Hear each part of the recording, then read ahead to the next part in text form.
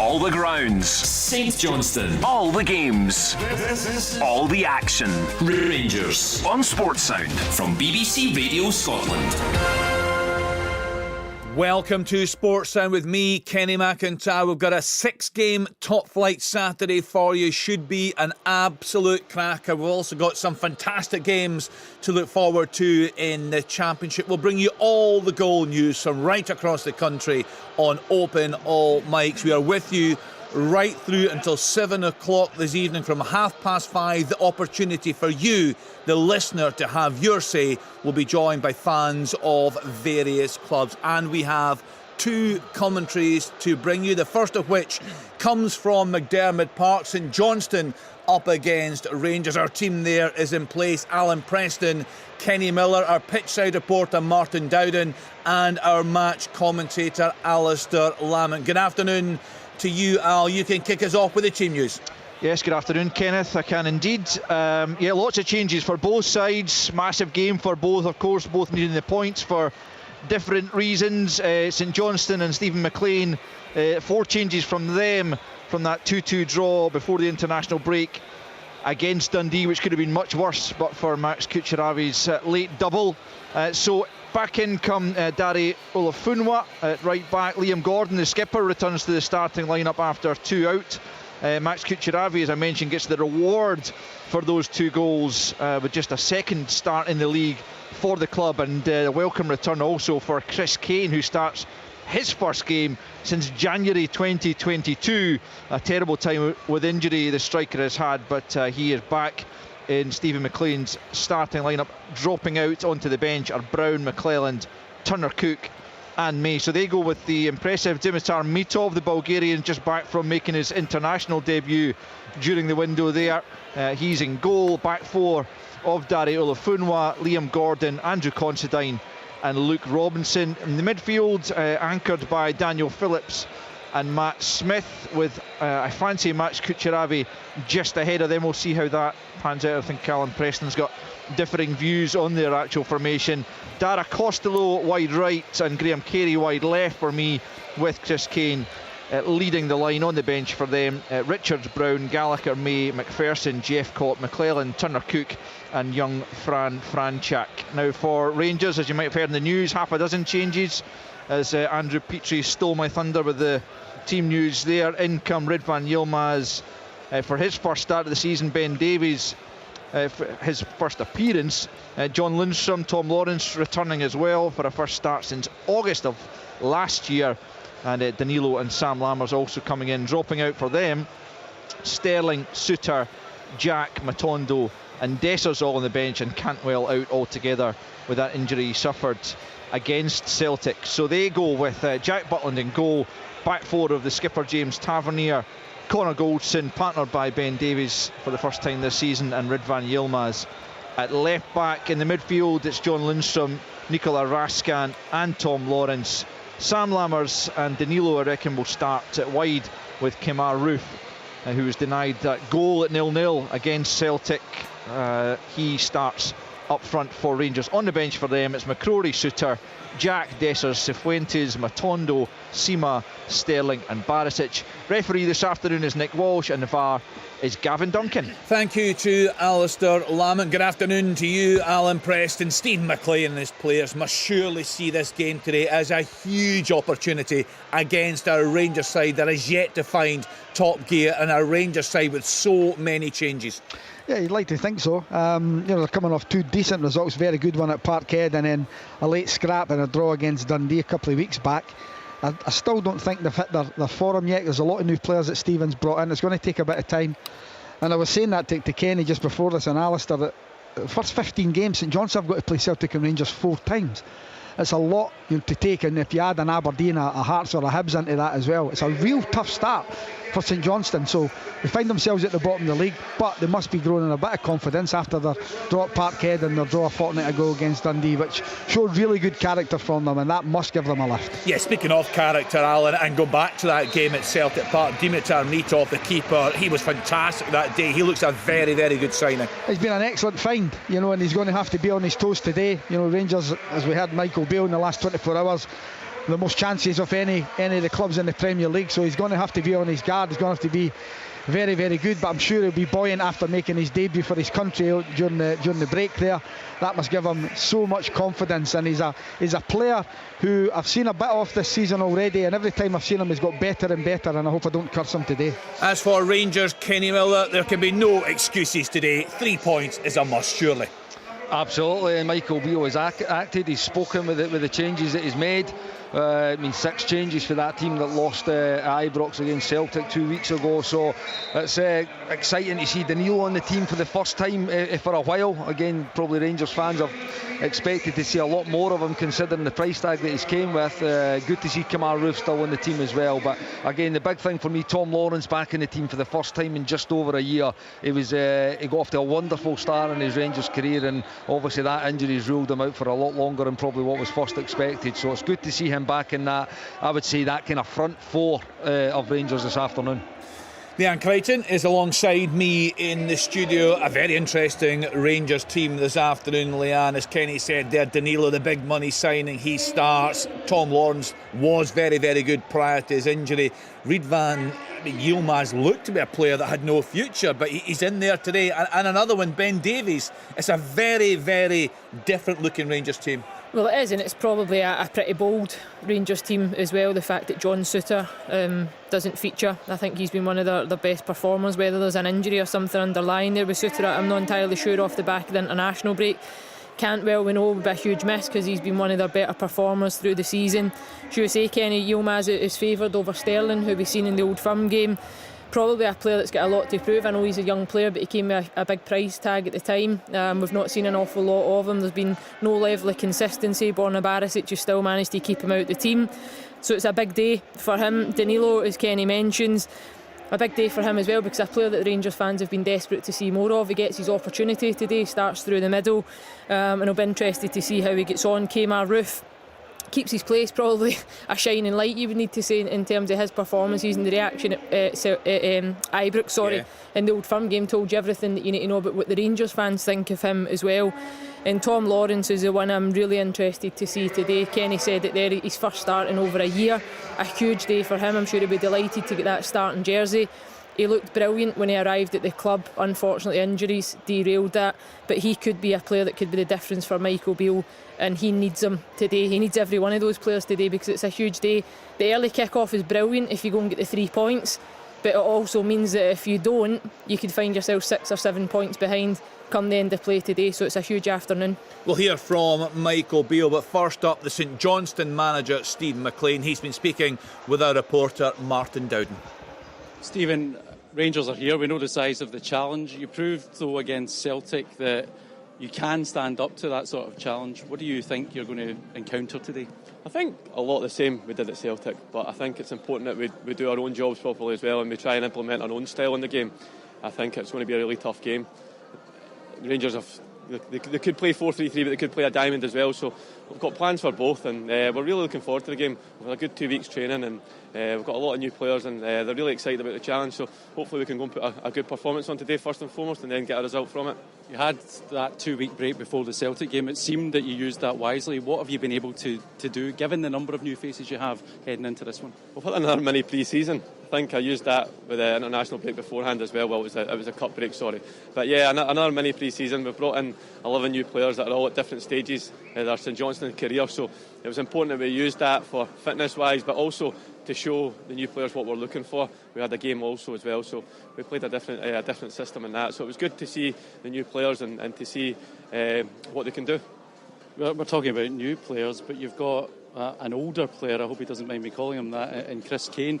I believe it's almost 20 months since he started a game. That's what I'm calling a youth player, but no, it's great to have him back.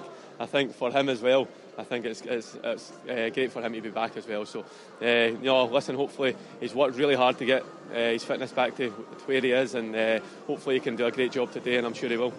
The opposition, I'm sure you're fully aware, are under a bit of pressure. How can you exploit that today?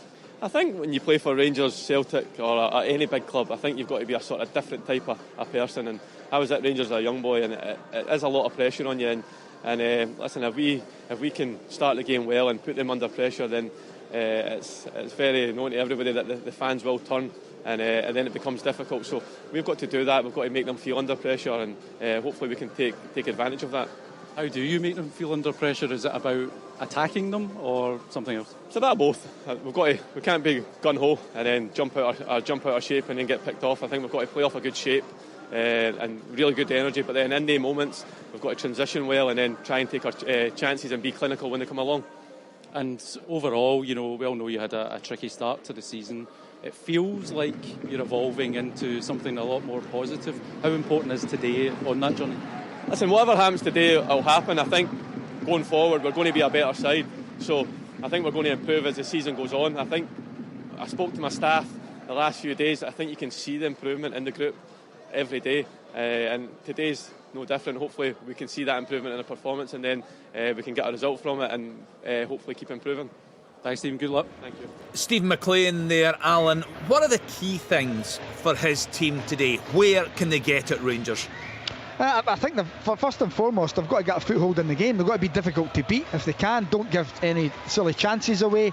Be in the game as long as possible. Rangers are overwhelming favourites here, although they've not been playing well. St Johnstone, bottom of the league, struggling to score goals, and that's always been their downfall. But in recent years, St Johnstone have been difficult to beat. Defensively, they've been solid, and they need to get back to that foundation. And if they can be in the game, you just never know. A Stevie McLean, a Kusharavi coming on, getting further up the park, could score a goal and give them something to hang on to.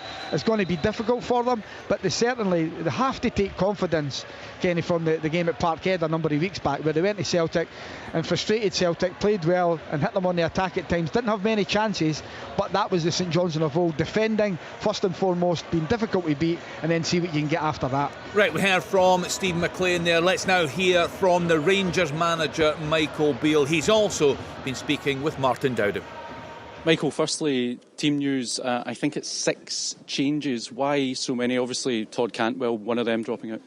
Yeah, Todd dropped out. Look, Borna had some issue going into the international break, and he's played a couple of games, and he's still a little bit there. So I want to go with Ridvan today. I think he's earned his opportunity. He's not had a chance before this due to injury, and same with Ben Davis. So those two come in. Lundstrom comes back into midfield. Tom Lawrence first start in probably over a year, so we're delighted to have him back. And Danilo as well has had a couple of bits going on, but I think now he's in the right moment physically and mentally to contribute, which will be important for us. Tom Lawrence yesterday was saying that to play for Rangers, there's always that pressure, and he's missed thriving on that. How would you describe the pressure that comes today? Well, listen, it's a game of football and it's 90 minutes. So you try to keep the players, the pressure off the players. They just need to go and perform. It's a Rangers team coming to St Johnstone. It's a place we know well. So we lost our first home game together as a team last week since I come back into the club, and it was hugely disappointed. But the next best thing is to play matches, and we've got 7 in 22 days. And if you win matches, there's no pressure. The 2-week break that you've had there, what have you been able to maybe implement? Or I think you said there were a lot of honest conversations over that time. How difficult has that period been, and what have you achieved in that period?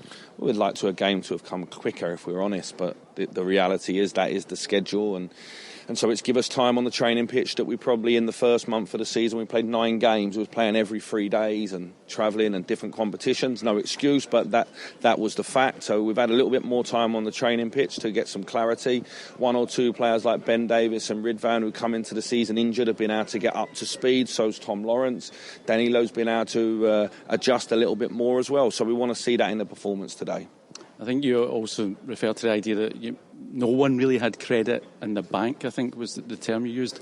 Football obviously can change very, very quickly. Do you feel right now the team and yourself are walking something of a tightrope just to get the results? We need to prove something to ourselves as much as anybody else, because we've in moments of games this season we've done well. Certainly domestically we've dominated a lot of the games and created chances, but we're not executing in the final third, and then that puts an anxiety both in the team and also in the crowd as well. So it's important that we start this game well today. It's important we get a strong positive result and then we move forward. As I say, 7 games in 22 days or whatever it is gives us a great opportunity to change things. A week's a long time in football, and this week's been the longest one I can remember, so I'm looking forward to 12:30 in this game kicking off. Do you feel it's important obviously to win, but also show Rangers fans a performance, but maybe something of an identity of where you're trying to get to here? Yeah, listen, we come into the season, ended the season in really good form. That's the reality. And then a lot of the players changed in the forward position. So give these guys a chance, and I'm sure they'll deliver for the club. They're good players. They're trying. There's a little bit of stress, obviously, with the noise in the background, the last results, which is not helpful, but they're football players and they signed up for it, and I signed up for it as a coach. I think the most important thing is to win the game, however way we can. Don't forget, there's two teams that play it, and St Johnstone are not going to allow us to be free-flowing. They're going to try to disrupt us. They're going to try to keep their good form going. So it's important that we overcome those challenges and we show that we're a good football team and that we win here today. Thanks, Michael. Good luck. Cheers, mate. Michael Beale there, Kenny. What do you believe is at stake for him today? Well, I think it's there for all to see, the negativity over the last 2 weeks, and it probably comes at the absolutely worst time of the season. You lose 5-1, you lose the first Old Firm game at home, and then you've got a 2-week international break. So it's all everybody's got to think about and all everybody's got to talk about. So you can understand why you want that game to come next. Well, they're here now, and the reality is, if there's any more drop points today, then there's going to be serious questions asked whether Michael will still be at the club, and that's just the reality. Michael knows this. Again, he said it just there. He knows what he signed up for, and this is life in Glasgow when you're the manager of Rangers. When you are playing catch up and you are on the receiving end, let's say in Glasgow, someone's always getting it in the neck, and at this moment in time, it's Glasgow Rangers, because they're the ones that are playing catch up. They're the ones that have not won a trophy last season, and across the city there was a treble and everything was good. And unfortunately, they lost the first Old Firm game of the season at home. So with that comes a pressure. You lose the first game of the season as well away at Kilmarnock. So as it stands at the moment, you've won 2 games out of 4, you've lost 2.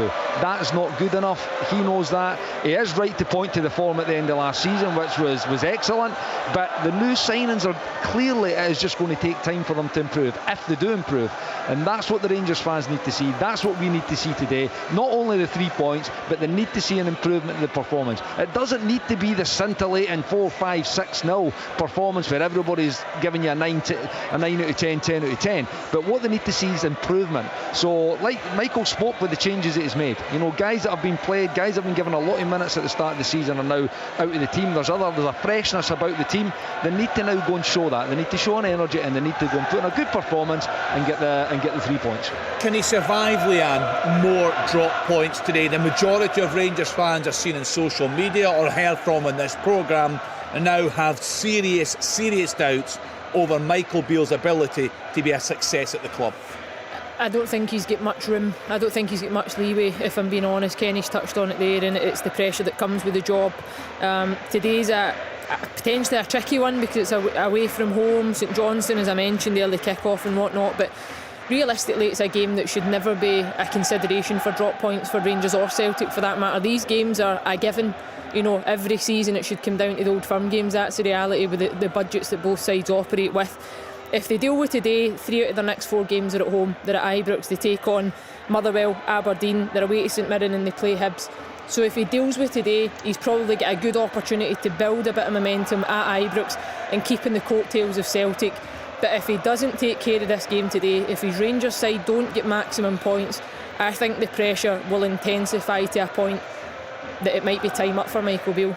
And Kenny, can I just jump in as well, because there is a flip side as well, and I think it was Martin that was asking Michael about it. Football can change very, very quickly, and Leanne's just touched on it there. Do you want to start thinking the negative, if we don't win, if we do that? You're at Rangers, you're built to win, you've been a winning machine over a number of years. Look at these fixtures, what a chance to actually go and put 5 domestic wins in a row and lead into the next international break. And when you throw in Betis at home and Aris, you've got a chance to get a Europa League campaign off to a really, really good start.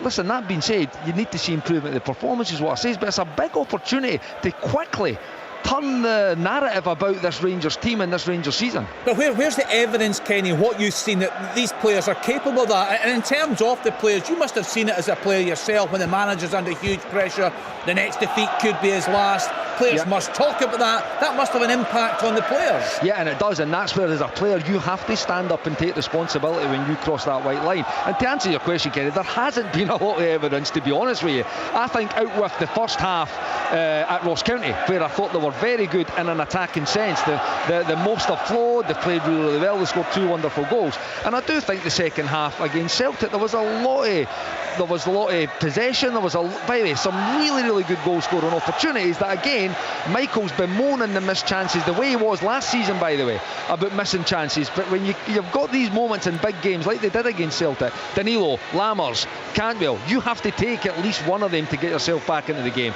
But they never, that's it, it's done and dusted now. Moving forward, they need to be at the top end of their game if they're going to go through, like I've just said, 5 domestic wins in a row, potentially a good start to the Europa League. Kenny, is there an argument that the best result so far for Michael Beale was Celtic losing in the Cup? Because then it makes Rangers favourites, it gives them a chance to win a competition, and Michael Beale a competition before Christmas. Absolutely bang on, because a lot of positivity from that result, losing to Kilmarnock, and then also the draw to St Johnstone. It got Rangers closer without really having to do too much, so there was a bit of that as well. But again, that's just the way it is. Sometimes you are connected in results between Rangers and Celtic. Rangers for me now just need to focus on what's in front of them between now and the next international break, and I look at it as a wonderful opportunity. Like you say, Kenny, maybe not a great deal of evidence suggesting they can go do it, but let's be honest, this is Rangers against teams that they should be dealing with if you want to win cups and if you want to win leagues. Yeah, I mean, one of the key themes, Leanne, among the fans is confusion, concern over how he actually wants the team to play, the amount of time it's taking for the new signings to find their feet. And there's this backstory this week, and it's been going on for a couple of weeks now, suggesting that other managers have been approached. The pressure on Michael Beale, as Kenny touched on there, the pressure on the players, have they got the backbone, the character to stand up to that?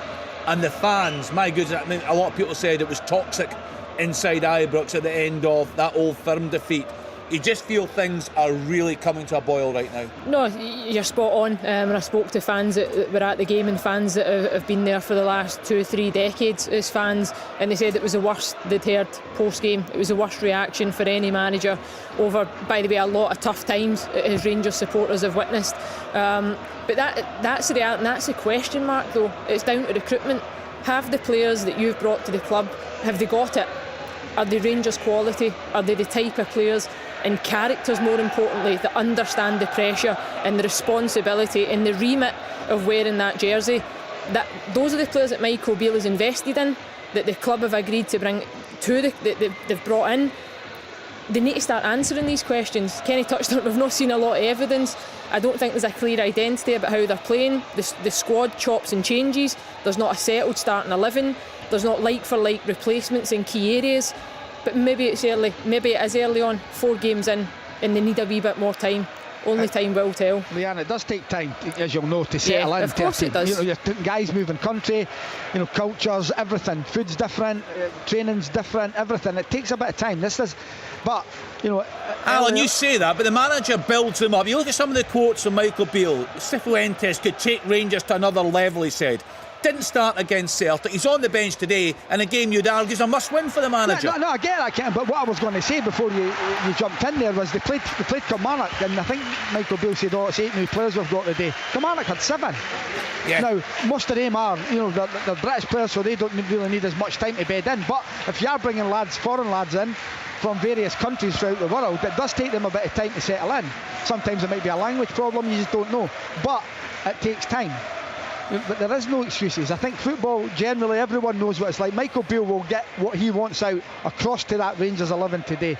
And we'll see what unfolds. The teams are out and I'm looking forward to it. I really am. Yeah, I think we all are. It's a huge game to kick us off on Sports, and we're with you right through until 7 o'clock. So time now to sit back and enjoy the action. It's St Johnstone against Rangers with Alan Preston, Kenny Miller and Alistair Lamont.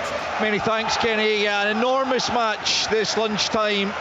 The 750th St Johnstone game at McDermott Park, with the spotlight focused fully on how Michael Beale and Rangers react to the criticism that's flown their way in the wake of damaging defeats by PSV and Celtic. Stephen McLean and St Johnstone have issues of their own, sitting bottom of the table despite an impressive showing at Celtic Park and a spirited comeback last time out against Dundee. But the pressure on Rangers to come up with a victory one way or the other is massive and palpable, with a good travelling support, as you would always expect from Rangers. Both ends of the ground filled with Rangers fans, and they are all in white this afternoon up against St Johnstone, all in blue, a retro pinstripe top for the home side. And Nick Walsh, the referee, just wandering towards the centre circle, rolling the ball in towards Kemar Roof as the visitors prepare to get us underway. Bit of tension in the air, certainly. Nervousness perhaps amongst the travelling fans. A keen sense of anticipation as to what will unfold here over the next couple of hours. It'll be Rangers going from left to right as we look at it from the back of the main stand at McDermott Park, who will get us underway. Kemar Roof and Danilo both inside the centre circle, awaiting the referee's signal. And there it is. St Johnstone won the last league meeting between the sides here last November, not long before Giovanni van Bronckhorst was replaced as manager by Michael Beale, and that's their only home win over today's opposition in 17 games. Connor Goldson gets the ball rolled out to John Lundstrom on the left hand side up towards the halfway line. And hugely important, you would imagine, Kenny, that Rangers start on the front foot in a positive frame of mind. Absolutely, and that means they get corners, they get shots, they get into that St Johnstone box and ask the defenders questions. You already see the way they're lining up with the three players in behind Danilo.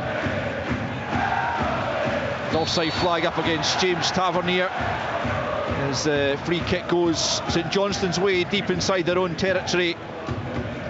And Dimitar Mitov, who was huge in the draw against Celtic a few weeks back, trots out to take the free kick, left hand side of his penalty area. You would imagine Alan Preston, he'll be a relatively busy man over the course of the afternoon. Yeah, and so far he's been a brilliant signing for St Johnstone, really has. And just looking at the formation, I think it's Carey that's going to play up with Kane or just off him. I think he's going to try and get into Raskin's area to try and stop Rangers from starting the game.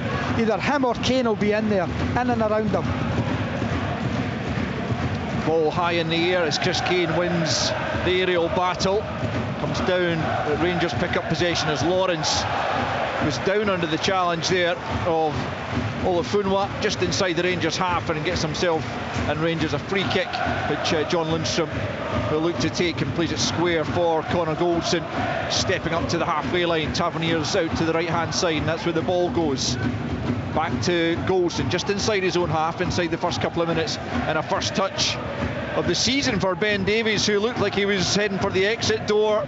There was suggestions that Rangers were keen to offload him. It didn't happen, and here he is back in a Rangers jersey alongside Connor Goldson with John Souttar on the bench. Out to Tavernier, the ball comes midway inside the St Johnstone half, right hand side for Rangers.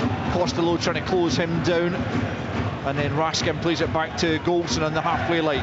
Rangers dominating the early possession, as you would expect, as Raskin picks up right hand side and plays it forward to Tavernier. Infield to Lammers, who's got a bit to prove after he was one of those summer signings brought in by Michael Beale. He's played the ball straight out of play, trying to find Raskin in the forward area, but straight out of play instead, and it'll be a throw into St Johnstone. We've played almost 3 minutes at McDermott Park, and it's St Johnstone 0, Rangers 0. And you can see Rangers are going to have the lion's share of possession, and that's expected. What they need to have there is between Lawrence, between Roof and Lammers, who are all kind of lining up, trying to get in behind that St Johnstone midfield and support Danilo. There just needs to be movement. Already I've seen Tom Lawrence looking to run long and Danilo coming short, but you need that every time you attack to disrupt that St Johnstone backline and midfield lot, that they can't just sit in two banks of four and defend without having to shift and make decisions. St Johnstone have the throw in, approaching the midway point in the Rangers half. Left hand side, it'll be taken by Luke Robinson, the left full back. headed forward by Tavernier. Raskin and Lammers getting in each other's way, but it's played forward to Danilo. He nods it down to Roof, who just pokes it forward. Rather hopefully Lawrence will give chase. Liam Gordon should be there well in advance of the Rangers player, and he just nods it back to his goalkeeper Dimitar Mitov, who, as I mentioned earlier, made his Bulgarian international debut during the international window against Iran in a 1-0 friendly defeat. And he launches it long over the halfway line. One for Chris Kane to go and try and trouble Ben Davies. You would imagine that Kane will try and play on Davies rather than Goldson and try and get a bit of joy out of him. Yeah, but Goldson's a big, strong, powerful figure. Is also up to speed, been playing games. Davies has it, not played for a while, so you would certainly think so. Throw in two Rangers, taken by Yilmaz, who made his first appearance of the season as a substitute against Celtic, and in for his first start this lunchtime. Almost 5 minutes played, no goals, no test for either goalkeeper in these early exchanges. It's Goldson on the ball, about 15-20 yards inside his own half, out to Tavernier, and now Lammers. Lammers looks up, plays it forward down the right hand side to Kamaru, about 20 yards from the goal line, trying to take on Considine, and he loops it towards the back post, and although it was an attempted cross, it almost ended up as a decent effort on goal, but it just drifts wide of the far post. It will be a goal kick to St Johnstone. St Johnstone nil, Rangers nil. Yeah, it was better for Rangers. Listen, it wasn't a great cross, and you're right, it almost looked like it could have snuck in at the back post from Kemar Ruth, but it was good movement. That's what you're saying. You've got Lammers, who pulls all the way along to the touchline, and Kemar Ruth from a kind of 10 position, making that diagonal running behind a fullback, and he's faced up against Andy Considine. That's where Andy Considine and centre-backs don't want to be. Wider areas against strikers. It was better front play for Rangers.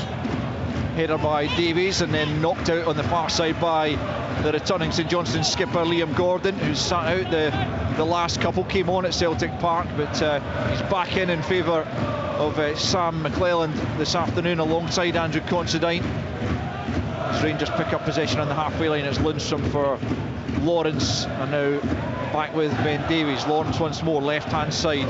Chris Kane comes back to just try and close off his forward movement. Back it goes to Raskin, more or less on the centre spot, just touches it to the right hand side to Goldson, who in turn plays it on to Tavernier. Tavernier inside of Costello. Now it's Lawrence, who's drifted across to the right hand side, gets it back from Connor Goldson now. Lawrence with a bit of a free roll, and he steps nicely away from Costello. Right hand side is Lammers. Lammers looking to take on Robinson on the right for Rangers, gets into the box. Roof challenges with Olafunwa, but Olafunwa does enough to get the ball out of the box, and Rangers will have the throw in right hand side. Raskin, they're going to take it quickly, and then he just leaves it for Tavernier, who does take it and throws it back to Connor Goldson. Square for Davies inside the centre circle, just nudges it forward for Lawrence. Lawrence in a central area, back to Lundstrom on the edge of the centre circle, and now out to the right hand side. Rangers trying to get the tempo up as Tavernier whips it into the penalty area, away by Gordon, and then I think that came off the referee there, and it will have to be a drop ball. Last came off as a Johnstone player, so, but it looked like it was heading for a Rangers player. It's one of those ones that might have to be contested. Yeah, good luck with that one. That's a St Johnstone player heads out, but Tom Lawrence was going to get a touch on it and line up a shot for me, but listen, it's one of the rules that has to be deployed when it walks here. Yeah, not back to Liam Gordon, but it's now back with Jack Butland in the Rangers goal, who I think, Kenny, it's fair to say goes down as certainly the one successful summer signing so far. Yeah, absolutely, he's been excellent. For what he's had to do, again, he's not had too much to do, but when called upon, the sign of a good goalkeeper, full concentration, and makes the saves that needs to be made. And you know what I would say also, if you were to say who was going to be a hit of the recruitment, it would have been Jack Butland for me, by his profile and his pedigree and what he's actually achieved in his career. Cleared left-footed by Mitov at the other end. Lundstrom gets his head to ahead of Kane, and nodded down by Matt Smith in that central midfield role for St Johnstone. Goldson just hoofs it down the right hand side. Looks like it's going to stay in play, and then eventually it's knocked out by Lammers, according to the assistant referee down in front of us, and on the halfway line it'll be a throw-in to the home side. We've played 8 minutes now, and although Rangers have had more of the territory, more of the ball, they haven't been able to do anything particularly meaningful with it in these opening exchanges. Robinson plays it right-footed down the left-hand side. Goldson returns it up towards the halfway line. Phillips and Roof contest the ball, and it falls to Raskin. Lammers back to Tavernier, who just clips it forward.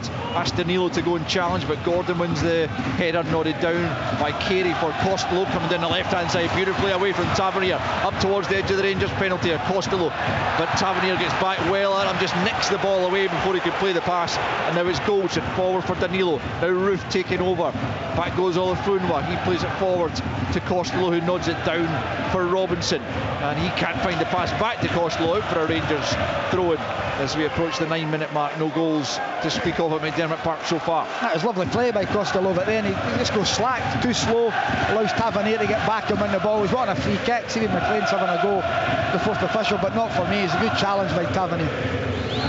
Here's Lundstrom, left-hand side, straight out of play under a bit of pressure from Chris Kane. And that's the kind of thing that will lift the spirits of the St Johnstone side when you see Rangers players making errors like that. And Olafunwa will have the throw-in just inside his own half. And you can see St Johnstone lining up, Alan. They're 4-4-2 in the press. They're going to be in that a long time.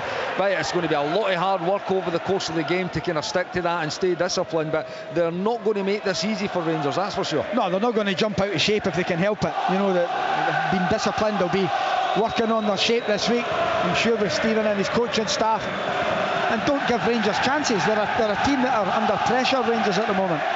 Unbeaten in the last two, St Johnstone, as they begin to accumulate points with the draws at Celtic Park and against Dundee, when it looked like they were going to fall to defeat, but the two Max Kucheravi late efforts earned them a point. That's the only 2 goals they've scored in the league this season. As the Rangers try to come forward down the left-hand side, Lawrence goes down, but he wasn't fouled in the view of Nick Walsh. And it's played forward. Butland just plays it short to Ben Davies. Davies for Goldson, then leaves it to Raskin. Rangers, of course, return to European action in the week against Real Betis in the Europa League. They look to get that off to a successful start, but more importantly, first things first, they need to take care of domestic business. As Davies slides it forward for Lawrence, he can't find a pass himself though, and Kucheravi will pick up. And St Johnstone trying to come forward. They've coughed up possession though as Raskin finds Lammers, and supporting him is Tavernier up from the right back. It's a good ball for Lammers, almost at the goal line, tries to cut it across, Considine in the way and gets out to the left hand side for Robinson to knock it forward. Beautiful little flick from Graham Carey with the back heel, and then it was Costello trying to lift it forward for Kane, and Ben Davies had to watch it closely but manages to deal with it, and 11 minutes in it's still goalless. A lovely flick by Carey into Costello, and because it's on his weaker right foot, he just can't get enough on it. He's got to overhit that over the top of Davies' head, and Kane was onto it but just couldn't get enough on it with his weaker right foot.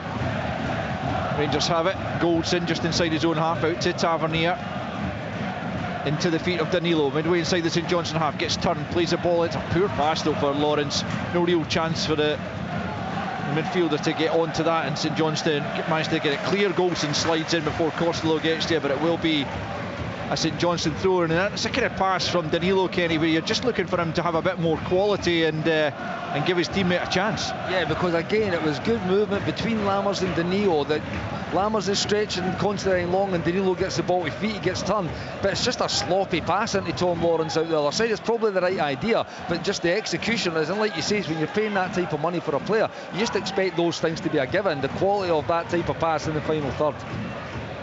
Danilo preferred to Dessers in that striker position, with Kemar Roof playing as a 10, as Kenny mentioned earlier on. Lawrence and Lammers either side of him in what is effectively, I suppose, a 4-2-3-1 this afternoon for Rangers. Tavernier has it just inside his own half. 12.5 minutes in, no goals in the early kick-off in the Scottish Premiership. 3 p.m. kickoffs to come. Full commentary from Celtic Park as Dundee are the visitors, and open all mics will have you up to date with all the goings on. It's at Goldson and Tavernier.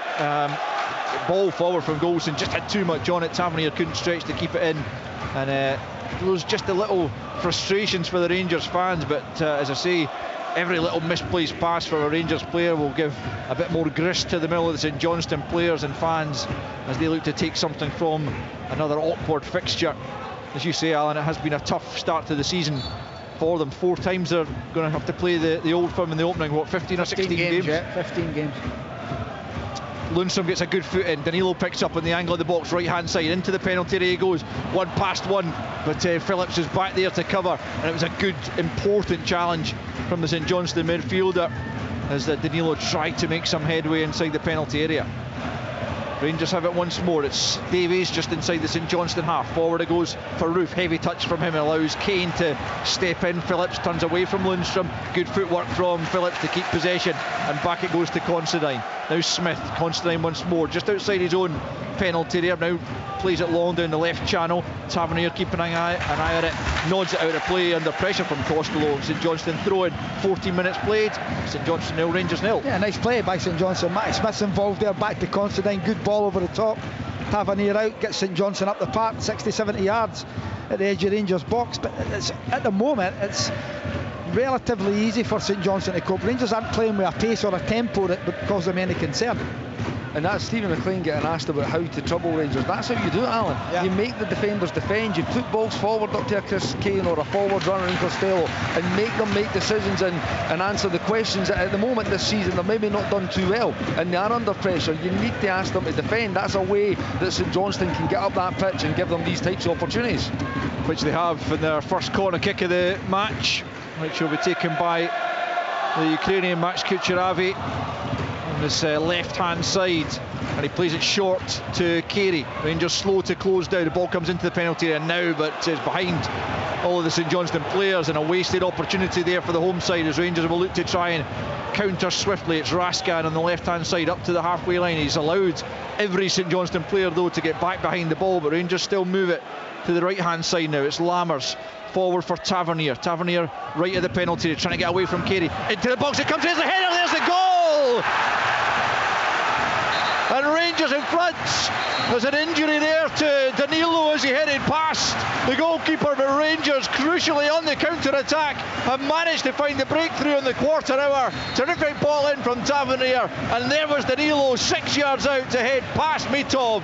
It's St Johnstone now, Rangers 1. And it's a brilliant counter-attacking move. I mean, you're right to say all the St Johnstone players had got back, but they were all just back. They weren't in the right position, and it was good play between Lammers, who just reverses a pass down the right side, inside run, into outrun for James Tavernier, who crosses first time. He just stands up, Alan, doesn't he? It beats the first man, and Danilo's at the right place at the right time just to nod the ball past Mitov. It does look like he's taken a sore one off one of the St Johnstone defenders as he went to head it. That's different class from Tavernier. What a cross it is, you know, and you think it's easy for Danilo just to knock it into the back of the net, but it's a brave header.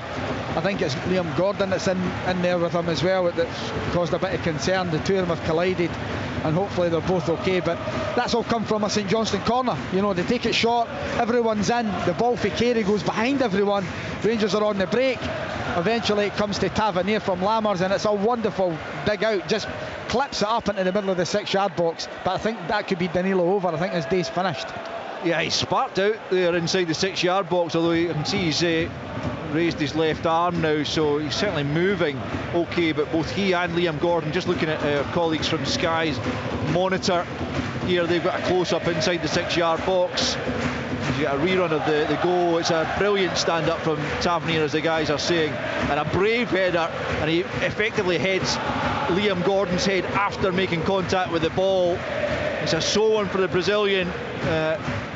He'll be delighted to have got on the score sheet, but he might be suffering for it as Abdallah Sima, I see, getting his training top off, and he might be getting an early introduction into the game after Danilo has put Rangers in front. But a good move and a good goal. Yeah, it was a brilliant move, you know, and again it's come from a familiar source in James Tavernier off the right flank. It was a really, really good touch. I think he just stood, I don't know who the defender was at the time, he just stood him still, moved the ball with one touch and crossed with the second touch. And you know, this is where Rangers fans have been seeing, they've wanted to see more of Danilo, but they've been wanting to see more of him as a number 9. You know, that's where a number 9 should be, right in the middle of the 6-yard box, waiting for crosses, cutbacks and kind of flashes across the goal. So wonderful goal for Danilo, but real shame to see the stretcher having to come on now to get him off.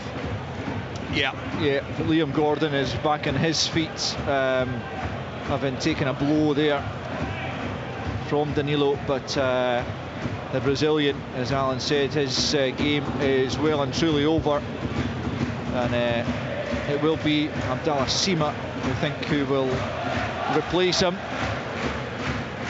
We're concerned for the former Feyenoord striker, brought in for big money in the summer, and having got Rangers in front, it's come at the expense of an injury, but he's sitting up inside the 6-yard box, which is good news, and the fans behind the goal, the Rangers fans, applauding him.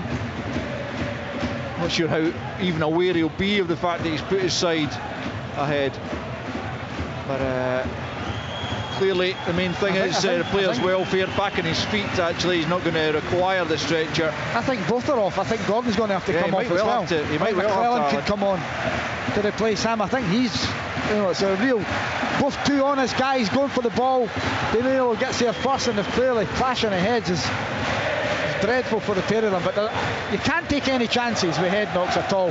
And although I think Danilo's done, he's definitely coming off. I would get Gordon off as well, because he looks groggy, he's all over the place, and I can see the doctors down there speaking to him. They'll want to carry on, but the right thing might be to take him off. Yeah, I mean, we know more and more now about the repercussions of playing on after head knocks, and football might have lagged behind the likes of rugby in the treatment of head injuries, but it should be taken out of the players' hands. It's the medical staff, and I think one of the physios has said to Liam Gordon, I think you're finished. And in fact, we do see that it is Sam McClelland who's making his way out of the dugout and onto the pitch to replace the St Johnstone captain. So it's a sad sight to see both Danilo and Liam Gordon having to leave the field after that clash of heads that followed Danilo's header into the back of the net. But the player's safety absolutely has to come first, and actually very sensible judgments there from both medical teams to ensure that both players are replaced. And after a lengthy stoppage, we will resume with St Johnstone kicking us back off, and it's St Johnstone 0, Rangers 1. And you're talking about 6 minutes in total there. After Rangers scored in 15, we're almost 21 now. Long stoppage, but they've got the right results from both players. They had to come off. It was a really poor accidental head clash. The Rangers fans beginning to make some noise, having seen their side take that lead through Danilo. Third goal of the season for the Brazilian, and St Johnstone with work to do here, as Goldson has it at the back for Rangers, midway inside his own half, just plays it to Davies. Davies clips it forward looking for Sima.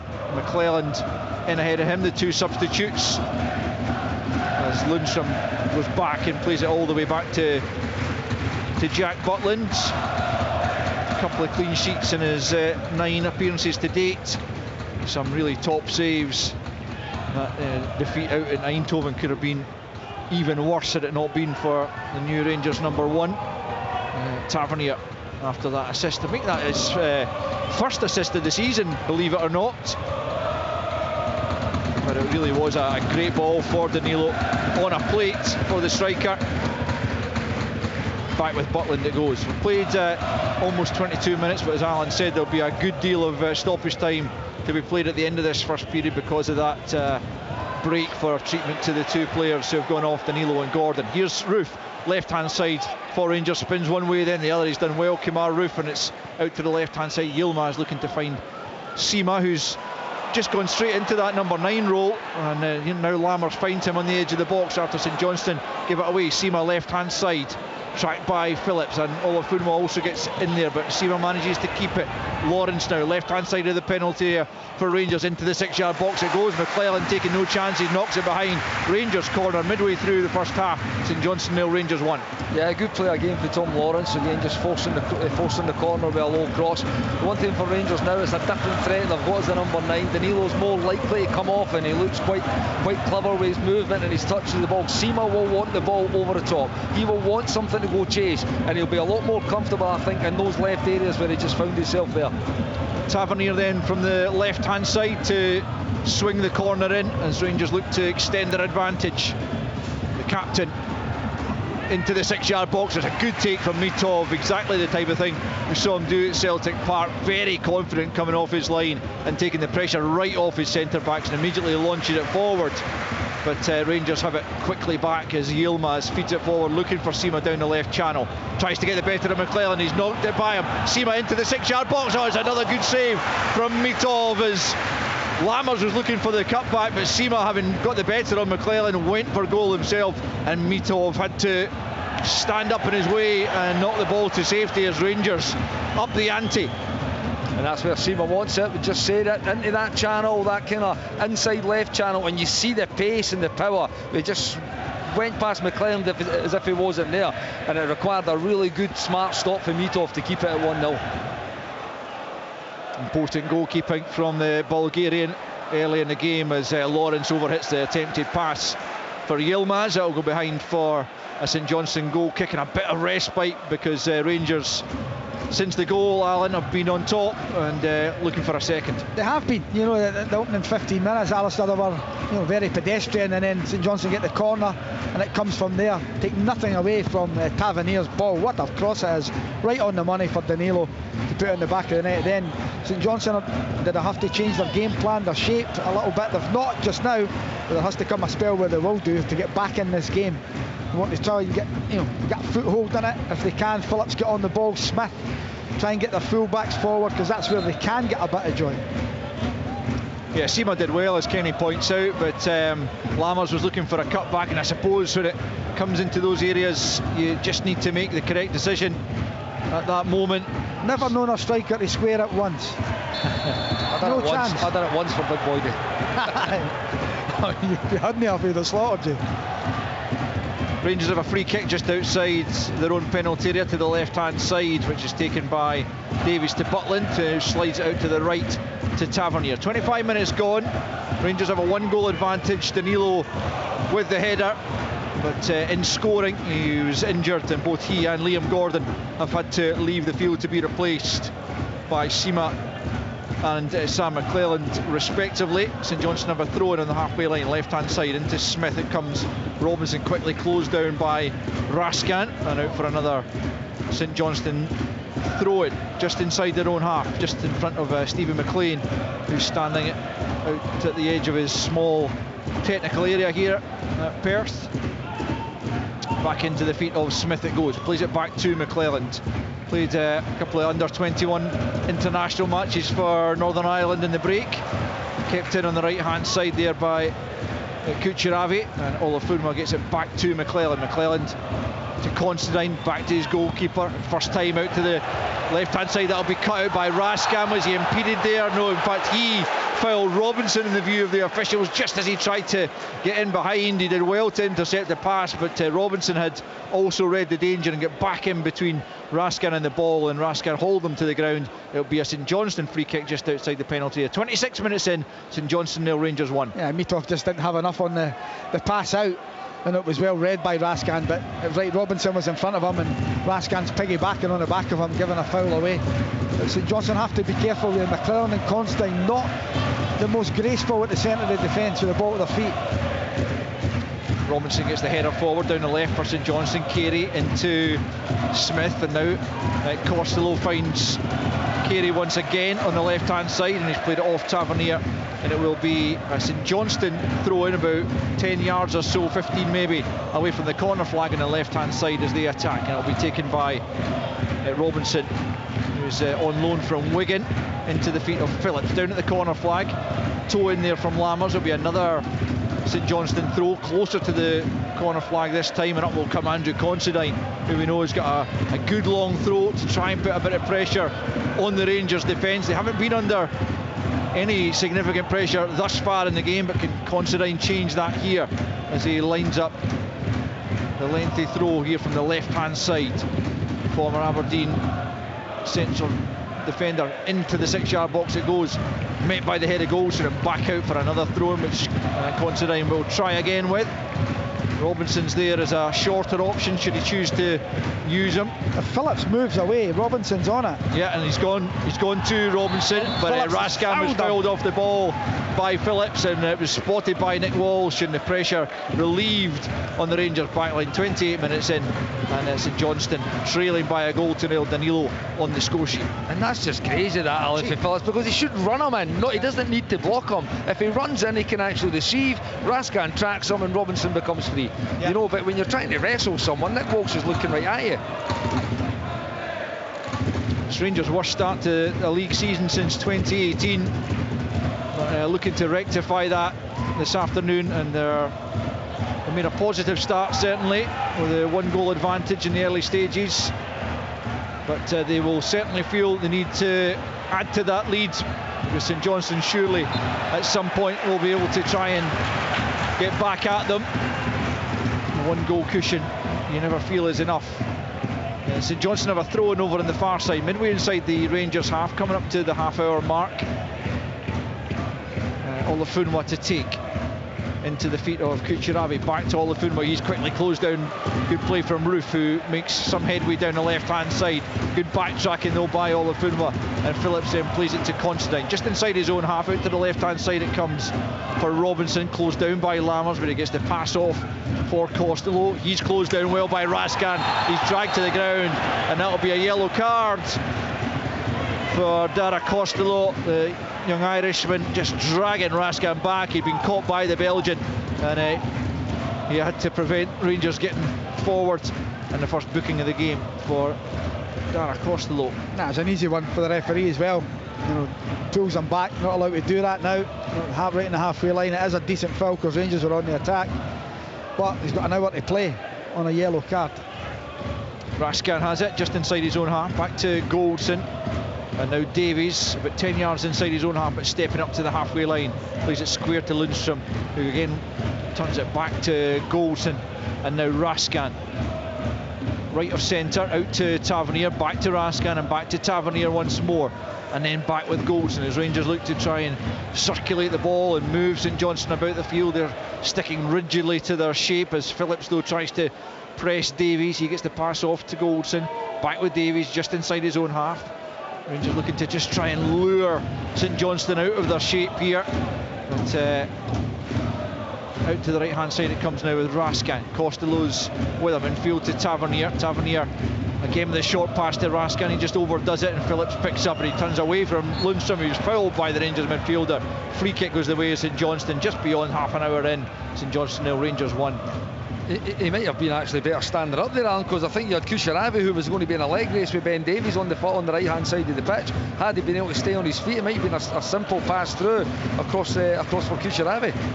Olafunwa's lost it to Lawrence, but he found Lundstrom, whose first touch was a really heavy one, and he lost control of the ball.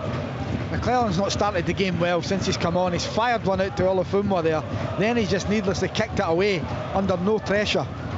Davies forward, looking for Sima. He's got the better of McClellan, but across comes Considine. Good experience defending, just closing off the space as Sima got in behind McClellan, as Alan points out, but he just saw it back to his goalkeeper there, Andrew Considine, and averted the danger. 31 and a half on the clock. St Johnstone nil, Rangers 1. Yeah, and that would have just added to the poor start that had Sima, had Considine not dug his partner out there and covered him. Again, like he should be. It was excellent defending. But that type of movement for Sima as the game goes on, if he continues to do that and Rangers look for him, it'll free a lot of space. A lot of space for the likes of Roof and Lammers and Lawrence. That's one thing Sima will do. He'll constantly stretch the game for Rangers and make Considine and McClellan track runners and make sure that they're covering. And the pace he's got as well, Kenny, they're not going to like that. Andrew's been brilliant. He's 36, 37 now. He's been magnificent over his career, but you know he's not the quickest anymore, and McClellan was never going to be the quickest either. So if Sima can do that, it'll give Roof the space that he needs to go and do his stuff in. Rangers have it. Lundstrom dropping him back into the left back position to take possession. Now it's Davies, about 25 yards inside his own half. Goldson quickly closed down by Costello, but gets a pass off to Tavernier, and now Roof has just dropped off the front. Tracked though by Phillips. Gets the pass to Rascan, now Lammers, and back with Tavernier. Rangers being quickly closed down by St Johnstone, who don't want to allow them the space to try to manufacture a move forward, but Lundstrom finds Yilmaz on the left hand side. Midway inside the St Johnstone half, back with Lawrence, and now Yilmaz once more comes infield to Sima dropping off as well, and now Raskan quickly out to Tavernier right hand side. Can he get the cross in? It's a low one this time. Robinson can only get it as far as Raskan. His shot came off at Lawrence, it seemed to me, and it's blocked away in the end, and then Goldson can only play it out on this near side for a St Johnstone throw-in as Raskan looked for a Rangers second there, but came off a couple of bodies and no real harm done. St Johnstone 0, Rangers 1. Can't be looked at, surely, is it? Going to be looked at for a penalty? I think it was it no Tom Lawrence that hit, to be honest. I thought it was a St Johnstone player. I thought it came off Lawrence. Yeah. But that chance comes from like a double switch of play. It went into Roof. Roof should have switched the play initially when St Johnstone, and it would have been quicker. It eventually got across to Yilmaz, and then they come all the way back across to James Tavernier. It was better play for Rangers. They could just do that switch a little bit quicker. Kucheravi going down, and Raskan's gone into the book there for the challenge on him. I didn't initially think there was all that much. I agree with that. I think that was a yellow card. You know, if you're looking at Costello having hit one of his one, I think that's fair enough for Raskan as well. Yeah, certainly if there's contact, I agree, Alan. I just didn't think that he'd really had been much contact, but the referees are in a much closer position than us, certainly, and he felt there was, so issues the yellow card to the Belgian Nico Raskan for the foul on Kucheravi, and St Johnstone will have a free kick about 10 yards inside the Rangers half. There's something happening here with Considine going to be running forward for this area, is there? Left to centre, Considine makes his way up now. Back post run to try and get in the end of Matt Smith, ball forward. He does get the head to it. It's a decent idea there from St Johnstone, but the header down is tamely into the arms of Jack Butland. We could see that materialising from up here, more difficult perhaps at pitch level to see that. That was great, really good movement by St Johnstone. You know, Considine standing next to the ball, so you know something's up, because he would normally be in the box. It's played square to Smith, and Considine takes off, and Smith hits a really nice diagonal. We just couldn't get enough on the header down into the danger area, but really good movement. Lundstrom forward for Rangers to find Sima, takes it down on the right thigh, right hand side up towards the goal line, cuts it back for Roof nudges it back. It's not a great layoff for Tavernier, but Tavernier keeps possession and finds Lundstrom, who goes square to Raskan, out to the left hand side. He spots Yilmaz about 25 yards from the goal line. His attempted pass is cut out, but it'll go out for a throw-in, which is quickly taken into the feet of Lawrence. Lawrence touches it back to Davies just inside the St Johnstone half, now into the centre circle for Goldson. Just about 10 minutes left of the 45, but we'll have, I would guess, 5 or 6 minutes of stoppage time because of the injuries in the wake of the goal to both Danilo and Liam Gordon, both of whom had to leave the pitch to be replaced with the head knocks, and that's the only goal of the game so far, that Danilo header past Dimitar Mitov on the quarter-hour mark, as Goldson finds Davies just inside his own half. Up to the halfway line he comes. Chris Kane goes across to close him down, gets the ball back from Lawrence though, and now with Yilmaz. Lawrence again about 15 yards inside St Johnstone half. Lundstrom is available. Just a bit of indecision there between Lundstrom and Lammers, but Rangers managed to keep it. It is Lammers in possession, right of centre. Touches it off to Tavernier, who comes infield, tries the ball with the outside of the right foot, but he gets it all wrong, and it's out for a throw-in on the far side. He was trying to find Yilmaz, but came off the instep rather than the outside of the boot as he was intending, and it's a St Johnstone throw-in. Yeah, it was patient play by Rangers, but you just wonder, Kenny, if they can. They've been going Yilmaz to Davis to Goldson to Tavernier. Can they miss one out? Can they go Davis to Tavernier and move the ball quicker? Because St Johnstone are still in their shape. They absolutely can, and that's something you even see there. They're also looking for that run from Tavernier or Yilmaz to come in behind the St Johnstone back line rather than everything being in front. I've seen Goldson gesticulating to Yilmaz. I've seen Lawrence saying the same thing to Tavernier. They're wanting that out-to-in run for their fullbacks. It's the hardest thing to track, is that off-the-ball movement, particularly when it's coming from the opposite side. Raskan's overhit that, Lundstrom manages to keep it in from Tavernier, but again it's just slightly loose play from Rangers, who have got the advantage, but they haven't quite clicked into gear as they would have hoped. There had been some promising positive play, but just Teams breaking down at times as well. Cohesion still somewhat lacking in this Rangers performance, but Lundstrom found Lammers right hand side, just about 15 yards inside the St Johnstone half. Raskin now forward for Tavernier, onto Lammers, uses the shoulder and then gets a swerving effort at goal, but easily taken by Dimitar Mitov. Lacked the power to really test the Bulgarian as Lammers tried to just find the top corner with a precise effort, but Mitov easily able to take it. 7 minutes till the break. St Johnstone 0, Rangers 1. Yeah, I think you'll find that was an attempted cross. That's what I thought. Not actual shot. It was actually good play between Tavernier, between Raskin and Lammers. Good movement. The end up is trying just to smash that across the goal. He just gets it wrong. Goes down as a shot on target though, Al. I'll take your word for it, Kenny. as a man who's been out there on the grass. It did end up on target, but it was never going to trouble Mitov in the end. Raskin demanding that Goldson comes forward, and he's frustrated with his centre back. Eventually it's back with Goldson as he looks over the top for Lawrence, and it just skids off the surface and through to Mitov. Not a bad idea from Goldson there to try and release Lawrence, but again, just with the communication there between Raskin and Goldson, it's clear that not everyone is quite on the same page out there for Rangers. It's because he wants Goldson to be stepping up alongside him, which allows Tavernier to then go and be higher and be more an attacking threat. It's just basics of how they're trying to attack. You can see what they're trying to do, but if you're not going to get the players into the right positions, then you're not going to get Tavernier in areas where he's most dangerous. The same with Yilmaz on the other side. Costello forces it forward for Kane. He's well challenged by Davies, but he does manage to keep possession, and it's now Carey down the left hand side. Costello in support, back with Robinson about 15 yards from the goal line. Good ball for Carey, left hand side. Oh, he's gone beyond Goldson, and he had to be careful there, and he eventually just runs it out of play. But I thought for a second that Goldson might just clip his heels accidentally and go down inside the penalty area, but he managed to evade the defender altogether, but couldn't keep it in. It's a Rangers goal kick. 5 minutes to the break. St Johnstone 0, Rangers 1. That's nice play by St Johnstone on the left hand side, and you're right, I thought Goldson was going to nick him and pull him down, but he managed to stand up the defender, and Carey goes round him. They've got some good players on this left side through Robinson. They've got obviously Carey and Costello, who look like they could trouble the Rangers players if they can get, like you say, that foothold in the game. Forward by Davies, beyond Roof, headed down by Considine, picked up by Lammers, right hand side for Rangers. You get 3 St Johnstone players round him and not a lot of support. Tries to force the ball in, gets a ricochet back in from Lammers.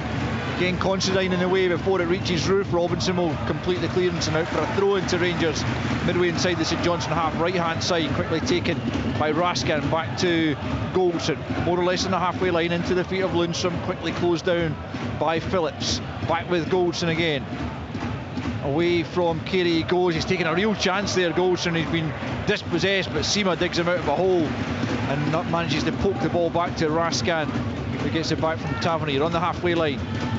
Raskin, right hand side, looking up, looking for options, looking for movement. Into the feet of Sima it goes, out to the right hand side for Tavernier, and it almost falls kindly for Raskin, but Robinson got a crucial touch to take it back to his goalkeeper.